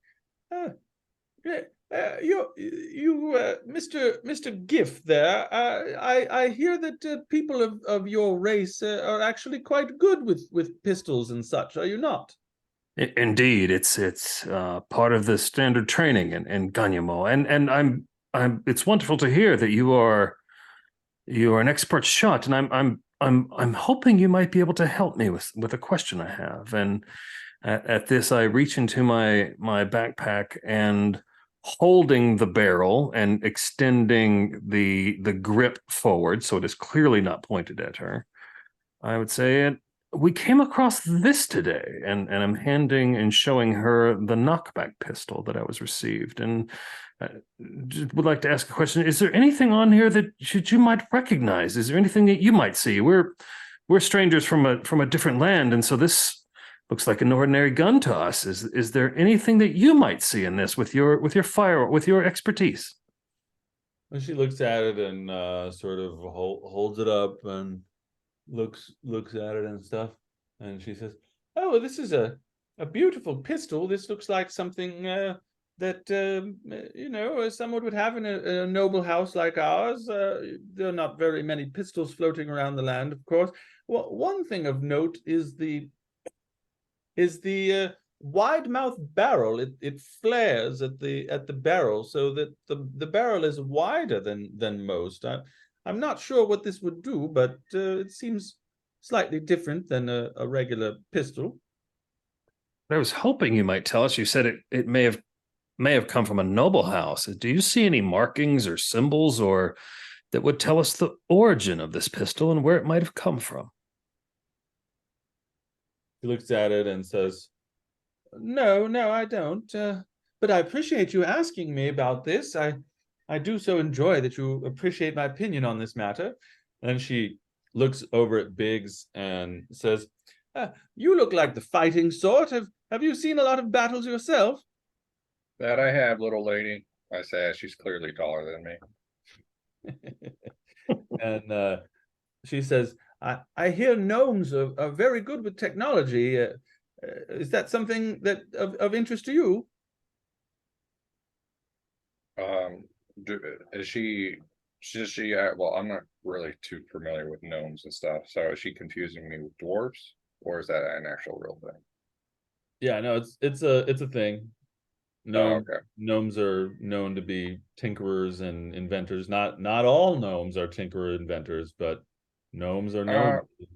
Yeah, we're known for it, sure, but not really my kind of thing. I like to keep it simple.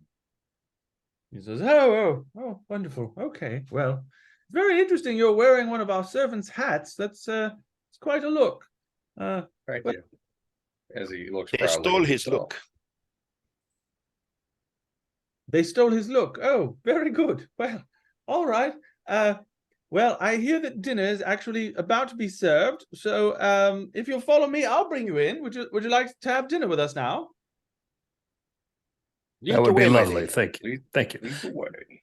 Guys, I need 2 minutes. I'll be right back. Keep going. Don't let me stop you. Let's take I a need- 5-minute break. Yeah, I could use a break. I need a bio break. Yep.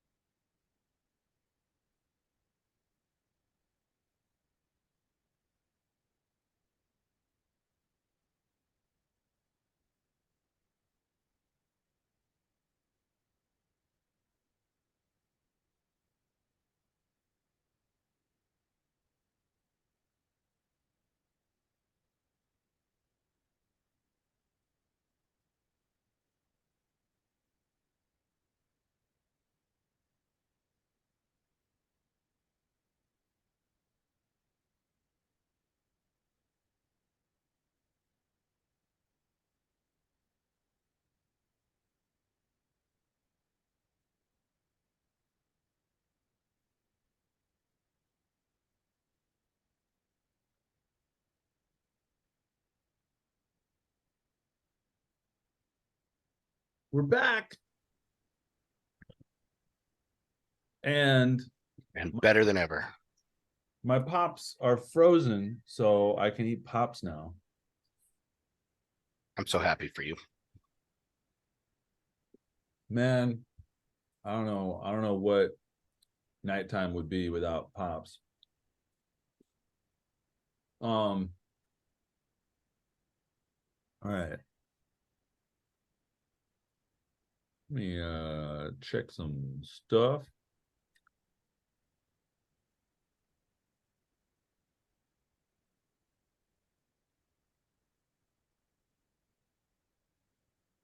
Yeah. All right, guys. So Alia leads you into a elaborate dining room with a long wooden table at which some folks are already seated and some other folks are arriving and being seated. The very long wooden dining table is in the center of this room that has a red carpet and a different shade of red wallpaper. And around the room in red livery, that was the word I was looking for earlier, livery. That's the word. Yeah, I said heraldry or something. Around the room around the edges of the room in red livery are servants holding trays and waiting. 5 or 6 on each wall, just sort of watching everybody sit down and see if there's anything that anyone needs. As you walk in, Alia points at some of the people that are sitting down and says,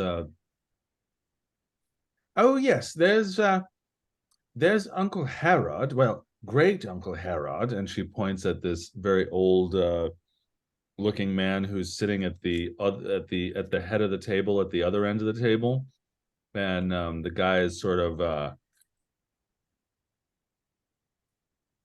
like kind of staring into space and looking a little bit distracted, and like he's sort of poking at his face, and he looks like he's about 80 years old. And he says, this is Uncle Herod, and over there is Yesenia. And you see a little 9-year-old girl that she points at. There's Burl. Yes, his wife passed away recently. And Titus. And one moment, I must go speak to Concetia.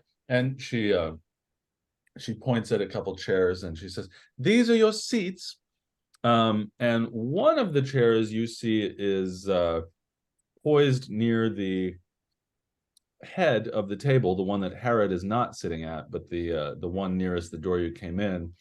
So it looks like one of you will be able to sit near Daniel Mussover. The other chairs are sort of spaced throughout the table. Would one of you like to sit near Daniel? Biggs is walking immediately to there, but obviously there's the opportunity for someone to stop him. So he's just like, "Oh yeah, I know where I'm sitting." Maybe one of you who wish to converse with Daniel, who didn't get to finish talking to him.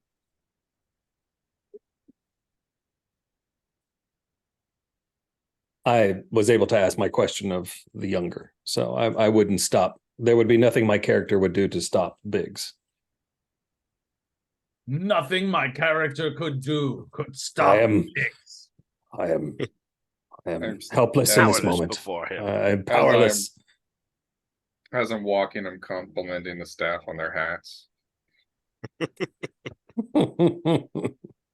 They look very confused that you're talking to them at all. So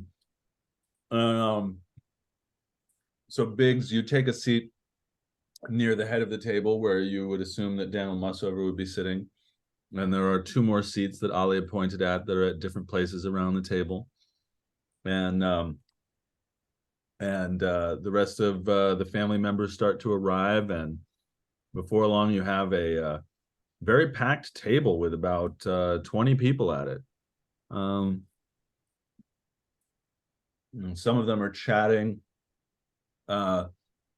You see a young fellow who looks rather dashing and young, who looks over at Luce and says, "Oh, well, hello. Yeah.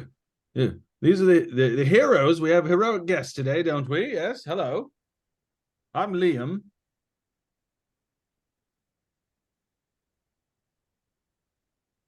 Ah, well, Hello, cat Liam. got your tongue, I see. Well, welcome to our house. Very Sorry, good. I'm trying not to suck up all the air in the room. No, I think he was talking to you. Oh, I'm sorry. I missed that part. I apologize. Hello. It is nice to meet you. Oh, yes, very good.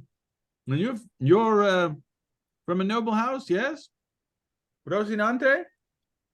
Yes, I am from the Del Castillo family in Rocinante. I'm staying with the Anaranjados at the moment. Oh, yes, the Anaranjados. Oh, yes. Very good. Well, your people have wonderful food there. Very good. I Nice. will tell my people that you enjoy it. I They'll thank you. be happy to hear. And may I say, you're lovely. Oh, well, thank you. You are also here. Cyrus, as you sit down in another spot that's not near where Daniel Mussover is going to sit, you find the 9-year-old Yesenia happens to be seated next to you, and she looks up at you and starts calling you Mister, alternately between that and Pretty Lady. And she says, she looks up at you with big eyes and she says, "Oh my, I've never seen a person like you before. What do they call you? What are you?" I am known as a GIF, and I am from Canyamo, the lowlands of Canyamo is my home. Canyamo. Oh yes, I learned about Canyamo in my lessons. There's a lot of water people there. Are you a water person? Indeed, indeed. I'm from the marshlands of Canyamo, and there are indeed a lot of seafaring creatures there as well that enjoy the water. Either they make their home in the water, or they visit the water, or some of us protect the water. Well, I just love swimming. Maybe we could have a swimming competition. I'm a very good swimmer. Indeed, that would be my pleasure someday. Oh, very good, very good. And she turns to a man sitting near her. He goes, Daddy, this man is going to swim with me, he says. And the man sort of looks at her, looks at you. Okay, very good. In fact, that's so good that you've learned to swim at such a young age. And in Ganyamom, all young beings and tadpoles and creatures, all sorts, learn to swim very early. It's very important, being a waterside country, that everyone knows how to swim and is safe around the water. So I applaud you in your efforts, young lady.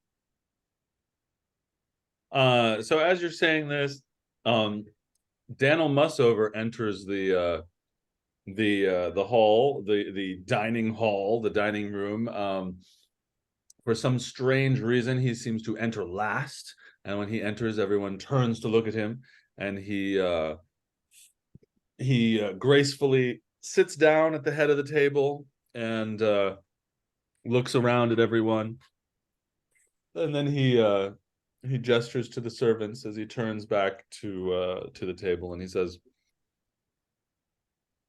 "Everyone, we've invited these heroes here today because they saved the Queen's life. As down to earth as some of them are, this is the kind of background one needs to defend the Queen, and perhaps we all could learn something from them. Let us show them the hospitality of House Mussover."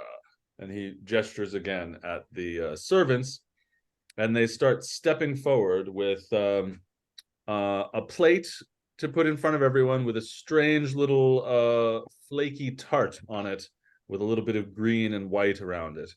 And you all find that there are numerous pieces of silverware around your plates.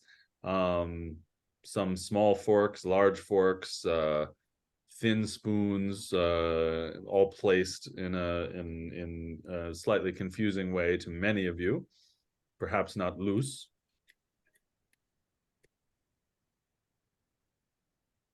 Oh, I know exactly what to do with this. And I will actually sort of try to guide my friends through anything they might look confused about.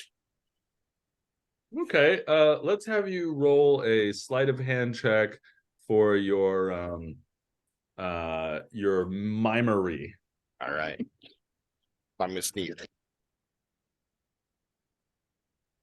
That was a sneeze for good luck. Sneezes are good luck. Oh, just a 13. 19, but it was a 9 instead. A A lucky 13.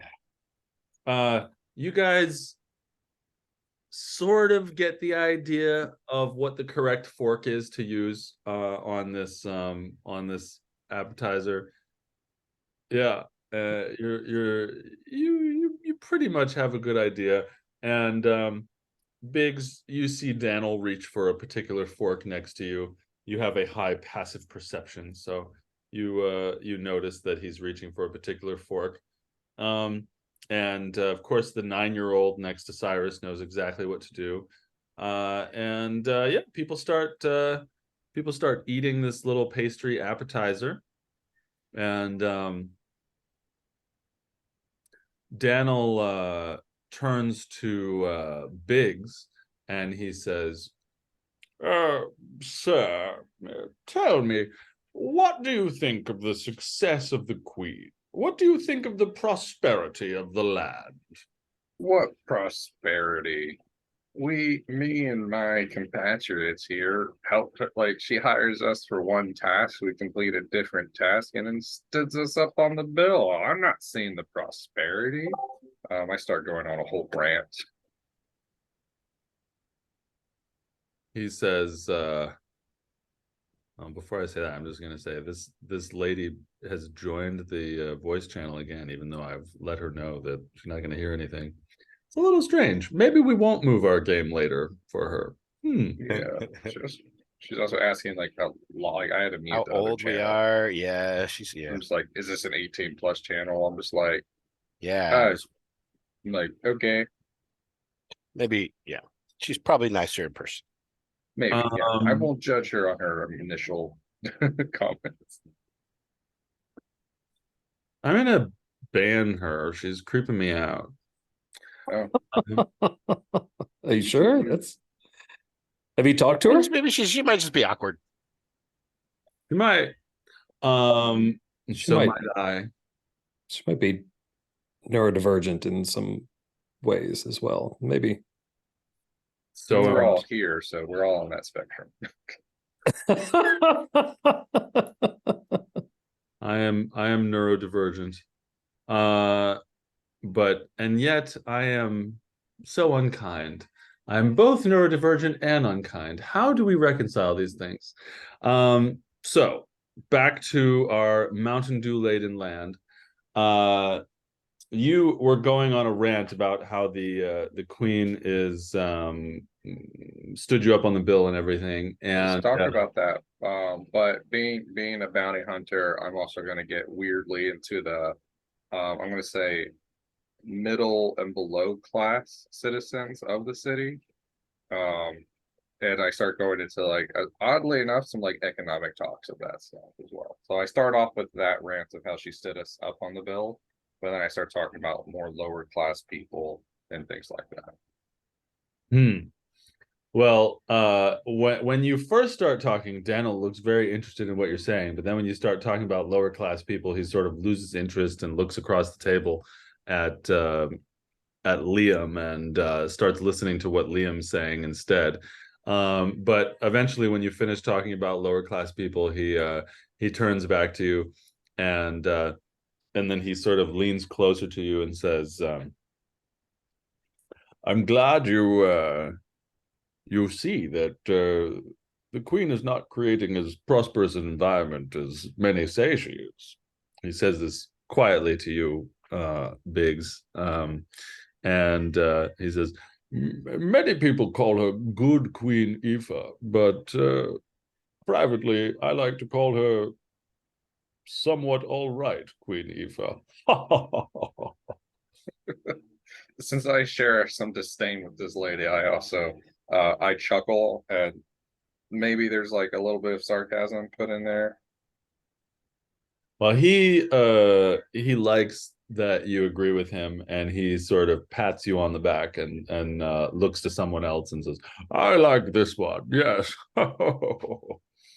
um, and Cyrus, you're still sitting next to 9-year-old Yesenia, who is talking your ear off about swimming and swimming techniques and Kanyamo and what's the food like there. And as this conversation is happening, a second course comes in, which also feels a bit appetizery. It's a soup, some kind of pinkish bisque-esque soup.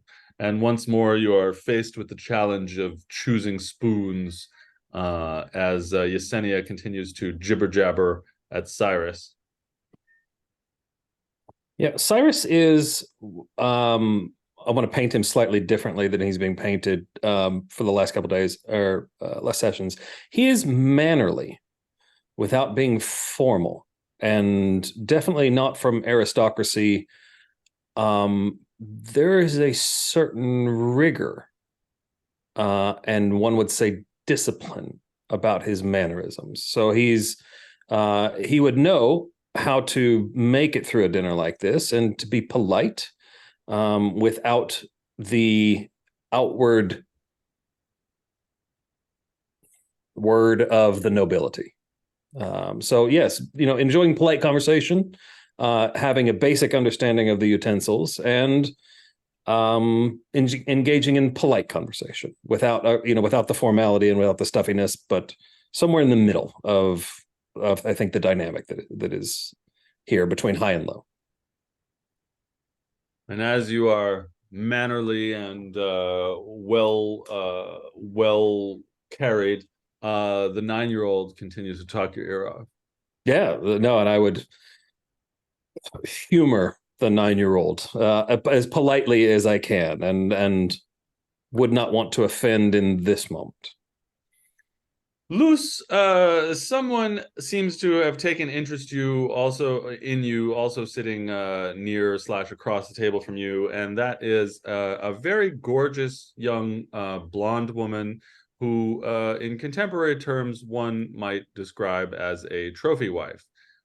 She appears to be about 26, and she's sitting next to a man who is holding her hand rather avidly, who appears to be in his early 50s. And of course, to also be extremely well-to-do. And during the course of the dinner so far, the lady has introduced herself to you as Jellica Mussover, the lady. And she's been telling you about her husband Titus and his collection. And apparently he collects porcelain from every country, and he's got like a room full of his porcelain collection. And she's talking to you about how she's looking forward to raising children, and that's coming up for her soon. And she asks you about your interest in that. Oh, I'm afraid I don't have much to say on that. I am not married myself, and hope not to be for some time. He says, "Oh, I thought I had heard through the grapevine, if you will, that there was a marriage taking place in the Castillo house. Perhaps it was a different person I had heard about." Oh, you know how these rumors are. There's always some new betrothal in the gossip chain. Yes, I suppose, and gossip is so entertaining, isn't it? For example, and she sort of leans about as far across the table as she can, but there's a lot of food. There's a couple feet in between you, but she tries to whisper to you, and she says, "For example, young Natanas over there is quite a drinker. I'm sure you'll continue to see that play out. And she sort of nods her head to a 19-year-old fellow that's sitting over near Daniel, and he is indeed drinking about 3 times as much as other people are drinking, and then holding up his cup for a servant to come and refill it. And she says, "Oh, you know, the noble life can be a bit dull, so gossip really takes the edge off." Ah, yes, I find that you are correct, that noble life can be a bit dull. Yes, and that is why we must find ways to occupy ourselves. Perhaps you will enjoy going shopping with me later in the week. We could go purchasing dresses. Oh, well, I am honored by your invitation, but I'm afraid I am otherwise engaged for the foreseeable future. She's a very beautiful woman with fine, slender wrists and blonde hair that cascades over her shoulder as she smiles at you, um, and yet she feels so far away, such a different person from you, even as you're both traveling in the same circles. But she also, there's a bit of loneliness about her, and she seems to want to befriend you. Tell me, what else do you do? What other ways do you find interest or are able to escape the drudgery of noble life? And she says, well, shopping is very fun. Titus does have so much money. And she laughs and looks at him, and Titus looks back at her. He's a slender and sort of chiseled 50-year-old man. He looks very athletic and comfortable with himself, and he looks back at her and says, "Yes, I do." And she looks back. Yes, spending Titus's money is a wonderful pastime, I would say, and of course, attending balls and events, wearing the items for which you have shopped. This is a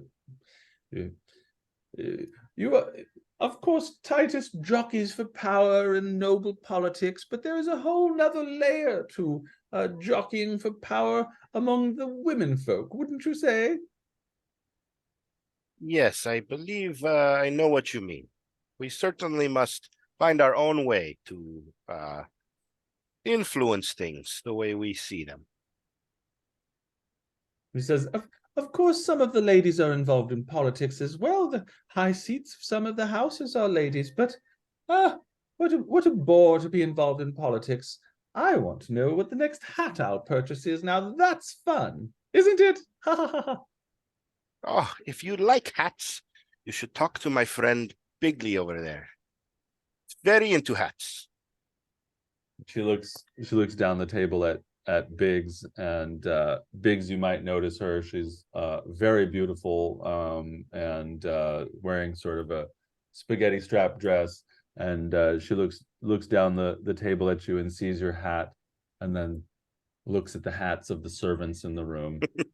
Looks back to Biggs's hat. It's a polite smile. And then returns to chatting with Luce. So we will jump down the table back to where Biggs is talking to Daniel and the other folks that are down there, which include this young guy who keeps drinking more and more, and also a younger woman who has a similar vibe to the woman that I was just talking to, who's chatting a little bit with the drinker and with the fellow who had introduced himself as Liam. And Daniel looks over at you, Biggs, and says, and quietly says to you, don't you think that the reign of Queen Aoife is perhaps nothing but a pattern of dancing lights, some kind of mesmer magic lantern? Don't you think? Look, man, I'm gonna be honest with you. I don't really pay much attention to a lot of y'all royal types. I am a, when y'all need something from me, you ask for me, you pay me, I move on about my way. I really don't learn your names until one of y'all go missing, to be honest. So I don't concern myself with the politics too much. Yeah. Hmm. He says, and then he starts ignoring you. His attempt to connect with you has not found purchase. And Cyrus, what are you up to? The young the Liam is the drinker, is the one that's drinking heavily. Natanas is. Sorry, the name is it's Liam or Natanas. Sorry, Liam. Not an os. Liam is a handsome young man who's not over drinking himself. Okay. Younger than him is a fellow named Natanas. Natanas. Sorry, I didn't realize that was a name. I would like to politely disengage from the 9-year-old talking my ear off and address a question at him. But kind of in a, let's just say, a middling tone. No, I'm not trying to be secretive. I'm not trying to be boisterous. The drinker? Yeah, towards Natanas. Yeah, Natanas. Well, just so you know, he's all the way down the other end of the table. So in order to be heard, you'll be heard by the whole table. And as you're speaking up, another course is delivered to replace the bisque, and this time it is a pasta course with little pieces of seafood in it. Yeah, I'm gonna set that politely to the side. The Natanas, I had back at you. One of the pieces of seafood waves back at you. He recognizes me Hello, from my brother. homeland. Yeah, hello. No, Natanas, I had a question for you. You, as your Natanas is, how is he related to the head guy? You Is don't that his know. son? Okay. As our host mentioned a while ago, we protected the queen today, and apparently word travels fast. I was curious if you had also heard about the people that would, if it was reported about the people that meant the queen ill. Did that come with the news? And Natanas drinks his one queen, another queen, one queen, two queens, three queens, four. Protect them all, protect some more.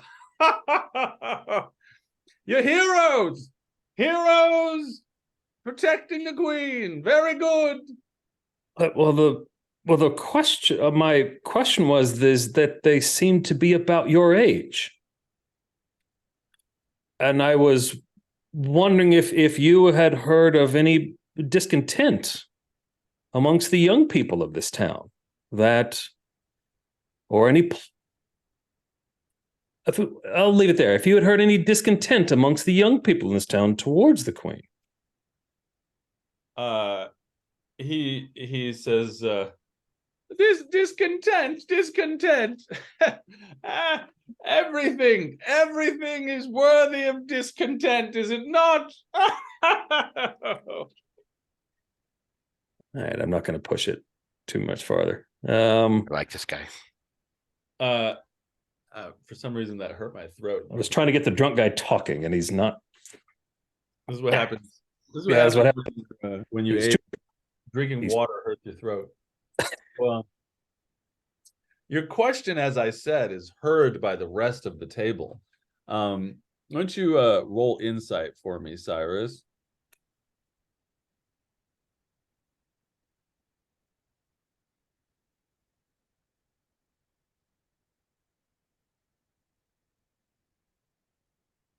$13. So down the end of the table where you're sitting is also, of course, that very old man that was mentioned at the beginning, Herod. And when you say this, there's like a bit of a flinch on his face as you say it, but he turns back to trying to spear this piece of seafood on the pasta, and he kind of coughs. But also responding to the words you said is Alia Mussover, and she pipes up and says, "Oh yes, I've heard that there are some young people who don't like the Queen. Anyone who has to duel, they want to change the rules, you know. I, for one, love dueling. I've already dueled 3 people." But a lot of young people don't enjoy the fact that one must duel to become a woman or a man. Yes, many women don't duel, but I certainly do. She's and then I she like this kid. She says, anyone who doesn't want to duel to become an adult is someone who needs a challenge from a dueler, a duelist. And she sort of waves an invisible rapier around. I'm sorry, the rule is that you must duel? Yes, so you being involved in noble life, you would know that this is a law, a cultural moray in Elenia Toth that the rite of passage to adulthood, if you want to become a man, and in some cases, if you want to become a woman, you must duel someone with a rapier or dagger and win. And that is how you become an adult. Also, you would be aware that it is legal to have a duel once a year with anybody you want.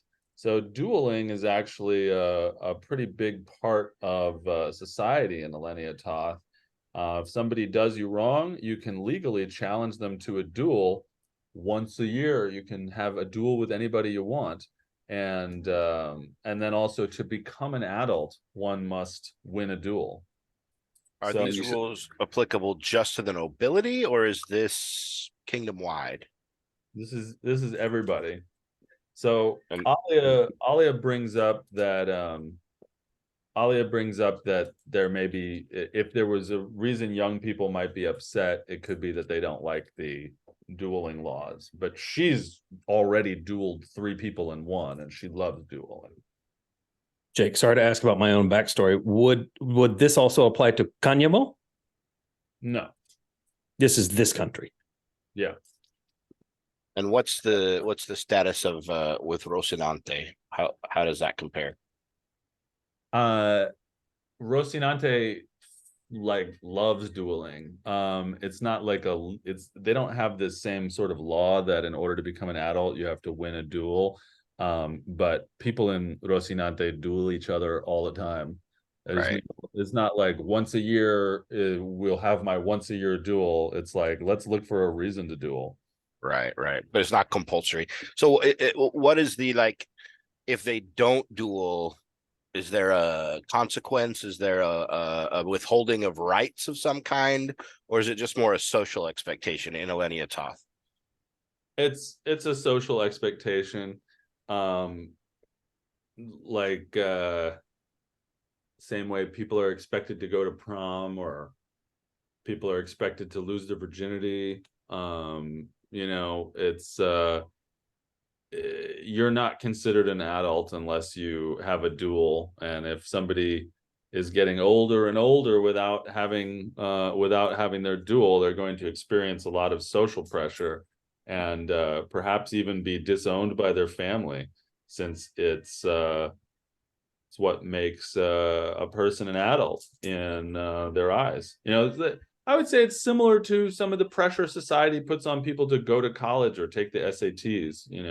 Okay, so it wouldn't legally bar you from entering a career or a relationship, other than just maybe having a harder time because of the social norm about it? It's a law that to become an adult, you must have a rite of passage duel, and it is generally adhered to. So it is something that some young people might be upset about. So she wants a definitely. duel. Sorry, go ahead, Zach. So this the little girl wants a duel. She said she's already won 3 duels and she Okay. likes dueling. Having a bit of an unexpected hit on my fishing question, I'm going to follow up. I am from Kanyamo, as you know, and this is not something that we are very familiar with. I'm proud of you, but also surprised that that a girl of your age has wed 3 duels. Is this normal? Is this customary? Do I hear any of this? Yeah, they're like shouting this across the table at each other because he's sitting down the end where Harrod is sitting, and Alia is sitting closer to you on the you side of the middle of the table. And Alia is not making any attempt to be unheard. She's very proudly boasting about her duels. So she responds, "Well, it's very normal for me to have 1 duel a year per the law, and each duel I've had, I've won. I plan to keep on dueling." And who are these poor? I yell across the table. It's like, and who are these poor schmucks you're dueling against? Someone drastically untrained? And she says, "Perhaps you would like a duel, sir." Bring it on, little lady. Well, wonderful. My next legal duel will be in January of next, or not January. She uses the correct name of the month, but the first month of this coming year. And perhaps I will see you then, and we'll have our duel. But I'll see you there. For the next 6 months, I would hate to go to jail for skewering a gnome.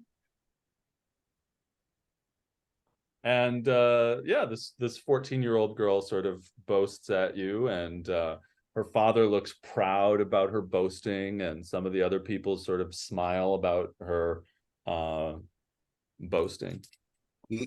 Sorry to interrupt, knowing what I know about sort of the customs around dueling and honor and whatnot, can I tell whether this was a joking exchange or whether Bigley has just actually sort of legally gotten himself into a duel with a child? It doesn't sound like an official date Okay. just yet. If he makes it that way, or she makes it that way, it will be. But so far, it sounds pretty good natured. This Okay. campaign is ending with a Western theme song playing in the background as we're standing off. Jake, you know, you've in your docs, you wanted to know intentions. My intention, as I started this line of question, was actually to get the drunk guy talking. My intention is to reframe this conversation back to the drunk guy, and was like, and at your age, have you been a victor in 3 duels as well? Why don't you roll insight?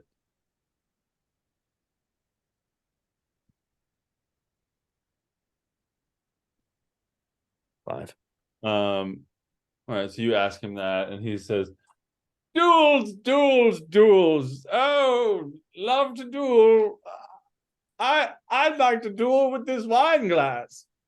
And he has another sip, and he says, "When's the main course coming out? I'm hungry. Enough of this tiny appetizer." As he makes that remark of dueling with the glass, I lean in towards the main gentleman, and I'm just like, he seems to be losing that duel. And Daniel looks at you as yes, very astute. Yes. I'm not going to follow up off that. That was very interesting. So the main course does arrive, and it is some very, very large lobsters, one of which is waving at you, Cyrus. Some very, very large lobsters. Yeah. big lobsters, some big lemons on the plate, hunks of butter, lobster crackers, all of it, and it's all placed in front of everyone, except for Cyrus, who gets a chicken. And people start digging in. They somehow manage to make disgustingly eating a lobster like this into a elegant and graceful, noble affair with not a drop of lobster juice spilled anywhere. It's an elegant ballet of lobster cracking happening all around you. These are shells cracking. And servants come by and offer things like crackers and little boats of butter and extra napkins, and the beautiful blonde lady puts on like a bib, a towel bib thing, and elegantly sucks lobster meat from the claw. And so the entrees continue.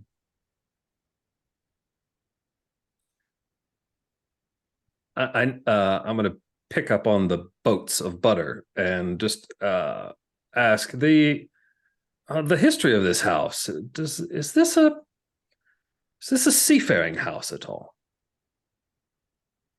Who are you asking?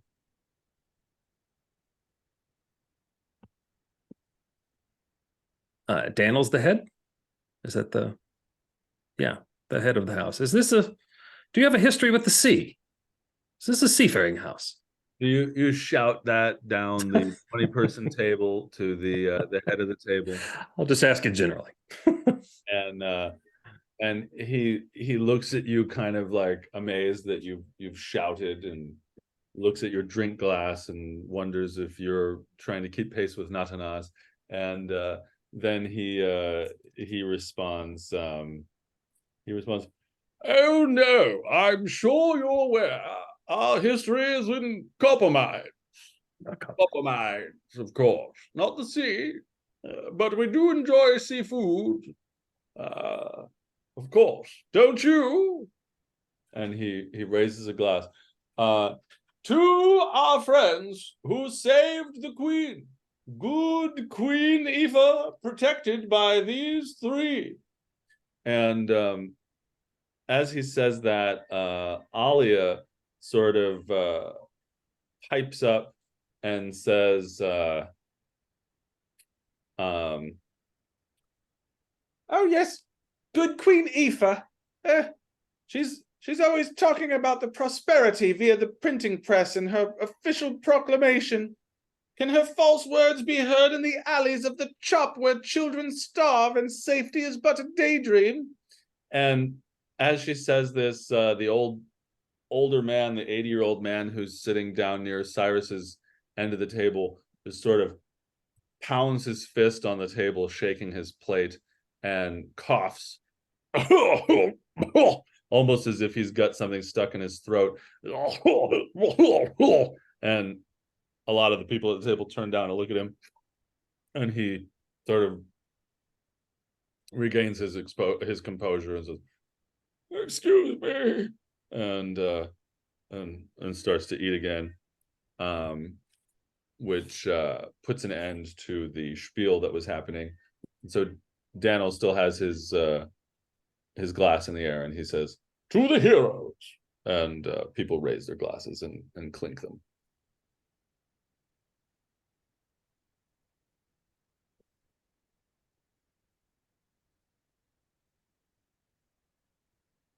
You guys doing anything else before dessert comes?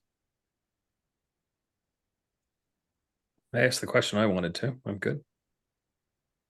All right. Well, is anybody are you guys all eating the lobster? Oh yeah, chowing down. I'm eating it like a complete savage. Like just it's not pretty. They're all like delicately cracking the shell and opening it up. I'm just grabbing it and just slurping it out of there and stuff. dunking it in the butter in a manner that's like coming out of the little butter container, a little bit all over the table and stuff like that. Bits of lobster spatter all over Daniel Mussover's arm as he looks at you, sort of taken aback, and he looks over to his servants, and 2 or 3 servants come over to him and start dabbing at his sleeve and wiping him off and stuff.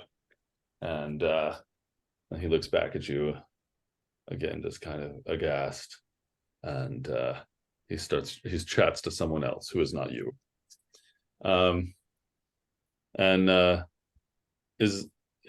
What's Cyrus doing with the lobster and Luce? Cyrus got chicken, and he's enjoying it and eating it in a mannerly and middle of the road fashion.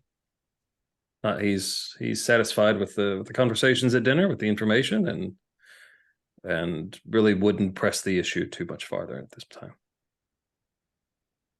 Luce is eating the lobster as per the custom, and doing her best to avoid conversation with the tedious people around her. So, but probably listening to see if she's overhearing anything of interest. So, at the end of the dinner, when it's time for dessert, Daniel announces that it is time for the gifts. The gifts. And he announces that it is time for the gifts. And he looks around at all of you. And out of character, out of game, I will tell you that you all have been participating in a mini game of sorts that will determine the size and value of the gifts that you will receive. And so through various gestures, he indicates to the servants to bring out fewer gifts than you might have received, as Oops. no one buttered this guy up, and you knocked his cigar out of his hand with a magic spell. You spattered him with lobsters and spoke of lowlifes as you pushed his objects onto the floor. And Cyrus, however, Cyrus did have the mishap with the lighter, but subsequently quite well behaved, and Luce was moderately well behaved, and he did like the fact that Biggs seemed to not like the queen. So if we're going for a scale of 0 to 10, I would say you guys, if where 10 is you're all getting golden hats, and 0 is you're getting dust, I would say you probably landed at a 4. He definitely expected more. So he motions the servants to bring in some gifts, and Cyrus, a rather small box. The servants come in with these little pushable tables on wheels, and on each table is an ornately designed wooden box. And Cyrus, you get a cube box put in front of you, and Luce, you get a rather large box put in front of you, and Biggs, you get a medium-sized box put in front of you. And Daniel says, "To the heroes who saved our noble queen from the assassin's hand, we present these gifts as tokens of thanks for protecting the realm." Who would like to open their gift first? I tear into that thing. All right. Give me just a moment. Need to find a certain little something. Now, is it a medium box for a gnome size or a medium box for a normal person size? It's a big box for a gnome. Nice. So And so he thinks he just killed this meeting. he does. He knocked the interview out of the park. I knocked a lot of things. Off the shelves, yeah. I'm just looking. Okay, there it is. All right. Okay, roll me a d4, please. The D4. All right, big money. Here we go. Oh shit, I rolled it on D&D Beyond. I'm sure on here. D4, big money again. It is a little lower than what I rolled, but okay, it's a 2. And what kind of armor are you wearing? Medium, light? That is a great question. What are you into? It's a studded leather. Wow, you already have studded leather. You must have a very generous DM. All right. And okay, so roll me a d12. D12. 3. Oh, well, this is interesting. Okay. Well, this is pretty good. Good for you. You open up the box and you find studded leather armor in there.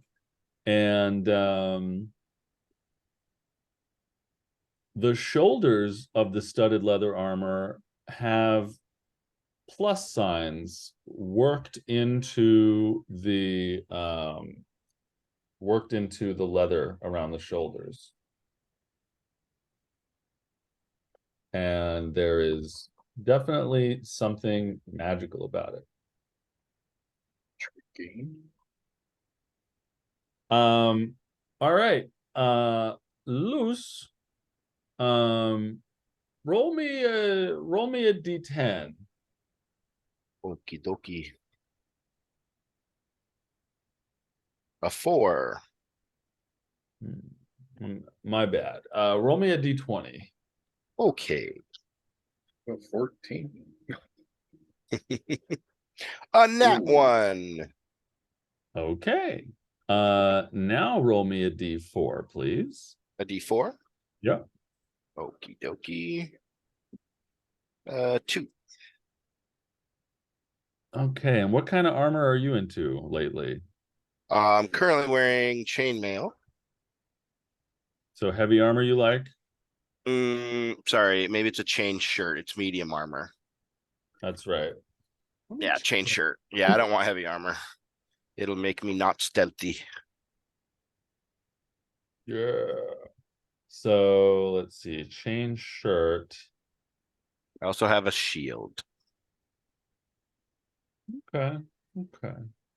And a shield. All right. Let's see what you get. All right, roll me a d12 and we'll find out together what is in this box. Doki. Oh, another 1. They're just all my best rolls tonight. Rather be used on items. Yeah, I suppose so. Unless they're cursed items, I guess.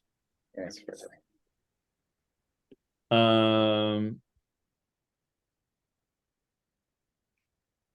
I'm looking at some of the stuff that you didn't roll and thinking about giving that to you, but no, this is good. So you find inside there a chain shirt similar to your own, except that there are little star symbols around the waist area of this chain shirt. Okay. And finally, Cyrus, are you ready to open your gift? You open a small box, and inside of it, you find a snow globe of sorts. And Daniel gets up from the head of the table, and he walks over to you and points at it and starts talking about it while standing next to you. And he says, "Yes, this is a very interesting snow globe that has been in my family for a while. You see, I thought it was nothing but a magical paperweight that was a gift from years back. But the queen is not the only one who has assassins, you see. And one day, an assassin came into my study and attempted to take my life. My hand happened to be on this snow globe.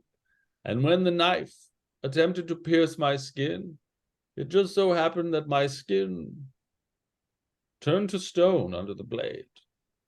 And I was able to dispatch the man quickly thereafter.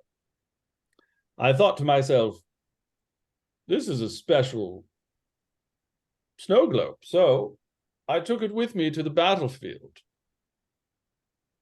during the War of the Continent, and I stood in front of the enemies as they onrushed with their swords, and so I attempted to use it again.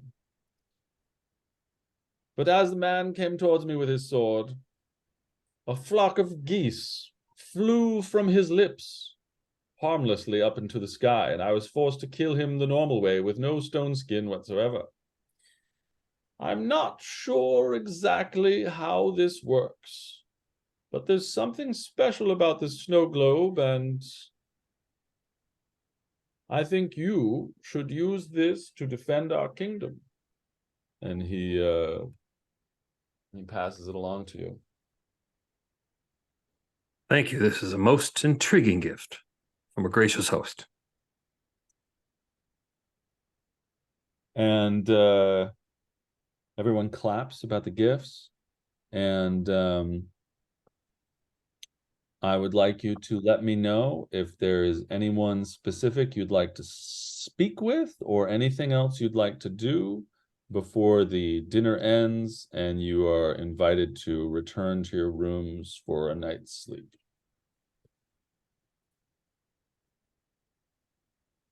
I'll go first. I'd like to thank the Alia. Am I saying her name right? And again, thank her for her knowledge and sharing with me about her love of firearms, and to also congratulate her on the duels that she has won and thank her for telling the most interesting story and for the information about the duels. And it was lovely talking with her, and I hope to see her again. Well, she's very happy about you, and she's a fan.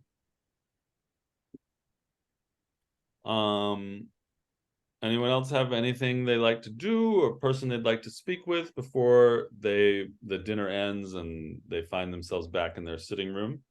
I'm grabbing my big box for me, and awkwardly sliding off the chair. I also look at well, what was her name again? Which one? The girl, the 14-year-old. Alia. Oh yeah, I look at Ollie. I was like, and I also want to thank you for giving me something to look forward to at the beginning of this year or next year. And then I walk away. And she says, "Would you like to make it official? I can add it to my calendar." Do it, as I shout as I'm walking away. So she, you see her get out a little agenda from her back pocket and write down the date of your duel. She says, the first of the year, we'll be stabbing each other with rapiers. One of us will be stabbing each other. And then as I'm walking away, I'm muttering to myself, "What the hell is a rapier?"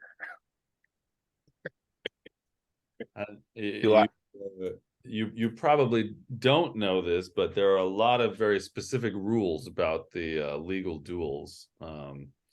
So that you'll probably learn on the day or before then if you ask people about it.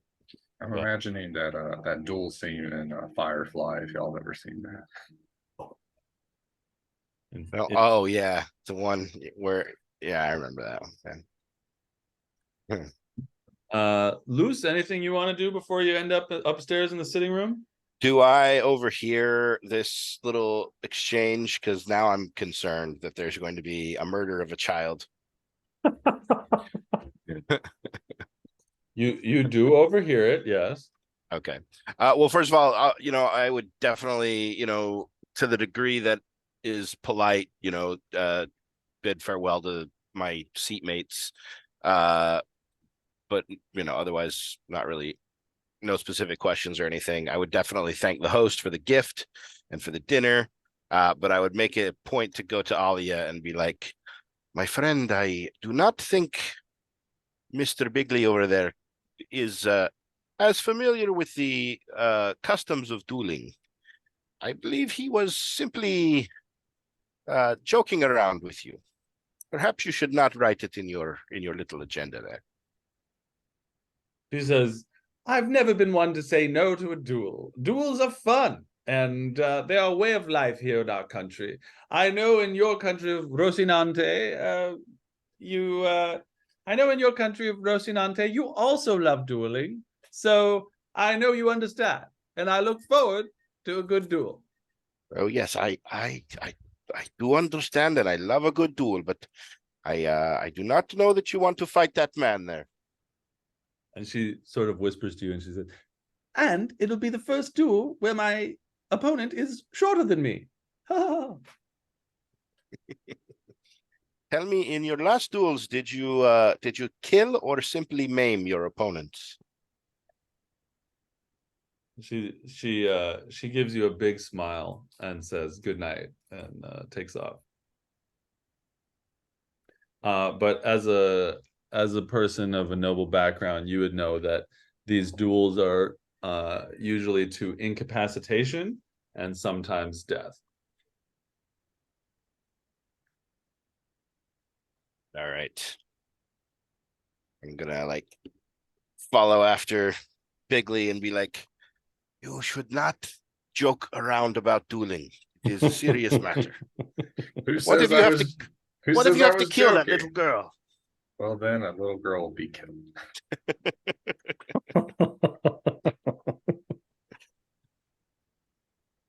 And I thought I was crazy. I never said I wasn't. So you all make it up to your sitting room, and you are on the verge of a long rest. You could, of course, decide not to long rest and do some other wild activities as the rest of the house is going to sleep. But we will discover that next time on the next episode of What We Are Doing next Friday. So let's do some checkouts. Yeah, I need to make mine quick. I do have something I need to go to. Well, we'll have you go first. So we'll do some checkouts, and you'll do something you liked about the session, something you liked that another player did, and if there was anything you didn't like about the session or that felt off, you're welcome to say that too. And then also, who has inspiration right now? I do. So we'll vote for one of the two others to get inspiration. All right, Zach. What was it? So I liked that we what's it called? That you let us mess around with the messengers. That was fun. We kind of just carried that away a little too much. But then also you allowed us to work in she'll do a persuasion check. And I'm like, I feel like I could squeeze in a check on my own as well. And really capitalizing on our size difference and stuff like that. So I liked that. It wasn't really a dislike. It was the insight check you made me do for nobles and all that other stuff. I understand it. It was just more like I'm trying to, stick to stick to my character being just kind of disdained with these people. He normally just gets paid by them and goes on about his day. So he definitely doesn't know how to act around them, and stuff like that. So that was it. I really didn't care. I'm gonna have to do inspiration for Luz, more for just a lot more of the interaction and all that other stuff that was going on, and then the two nat ones in a row. So it sounds like he might need it. That's fair. That's fair. All right, Luce, you're up. Yeah, no, I also enjoyed the kind of letting us goof around and mess with different characters. Didn't enjoy my roles where they were not great. I was a little bit off tonight, so I apologize. Just feeling it after a week that it's been. But what was the other thing?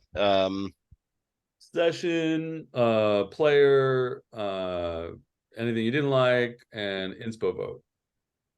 Yeah, mine would be for Cyrus for trying to find out what he can about sort of what's going on here at this dinner. I think he was the one kind of trying to get to the bottom of whatever information the party could find, whereas Luce and Biggs were like not really interested in the goings on of the noble house. Yeah, so I like that. Finding a way to sort of bond with the little girl. Yeah. All right. Oh yeah, and Zach, if you can still hear us, if we do end up wanting to move the game a half an hour later, that works for everybody. I forget what people were saying at the beginning. I think we all said it would work, except David needed to chat with you right after about it. Yeah, because he has the other thing. All right. Okay, great. And David, you're up. I just love the commitment from Zach and Kyle to their characters. I mean, it's really fun just being a fly on the wall with both of you guys as players and characters as well. It takes me a few sessions to find out who my character is and to good in a mold. And so I really am just enjoying kind of being the straight guy between both of your characters at the moment. It's really entertaining to see. My inspiration, of course, is for Kyle. I just really Luz is a very interesting character, and it's so fun, because you play a dwarven cleric in our other campaign, and this is such a great contrast to this. And I just I'm trying to be a little different. Yeah, to see your dynamism at work is just a thing to behold. No, I appreciate that, and you're right. I do my MO, as you know, is to always treat everything kind of like a Scooby-Doo mystery, and you're always trying to pull the threads and figure out how this thing unravels. And so I'll never pass up a good opportunity to probe and try to find out how all this damn information fits together. So no, I was very happy with the way the dinner turned out. I thought it was really interesting. Well, good, folks. All right, so Luce gets the other point of inspiration. So Biggs and Luce have inspiration. Now we've got to come up with a reason for them to use it. And we'll be here next week. I will send you a message midweek if the time is going to change. But it may not. I don't know. I got like 3 different messages yesterday of people that are interested in joining games. So I have a feeling we're going to be getting more players by hook or by crook. Yeah.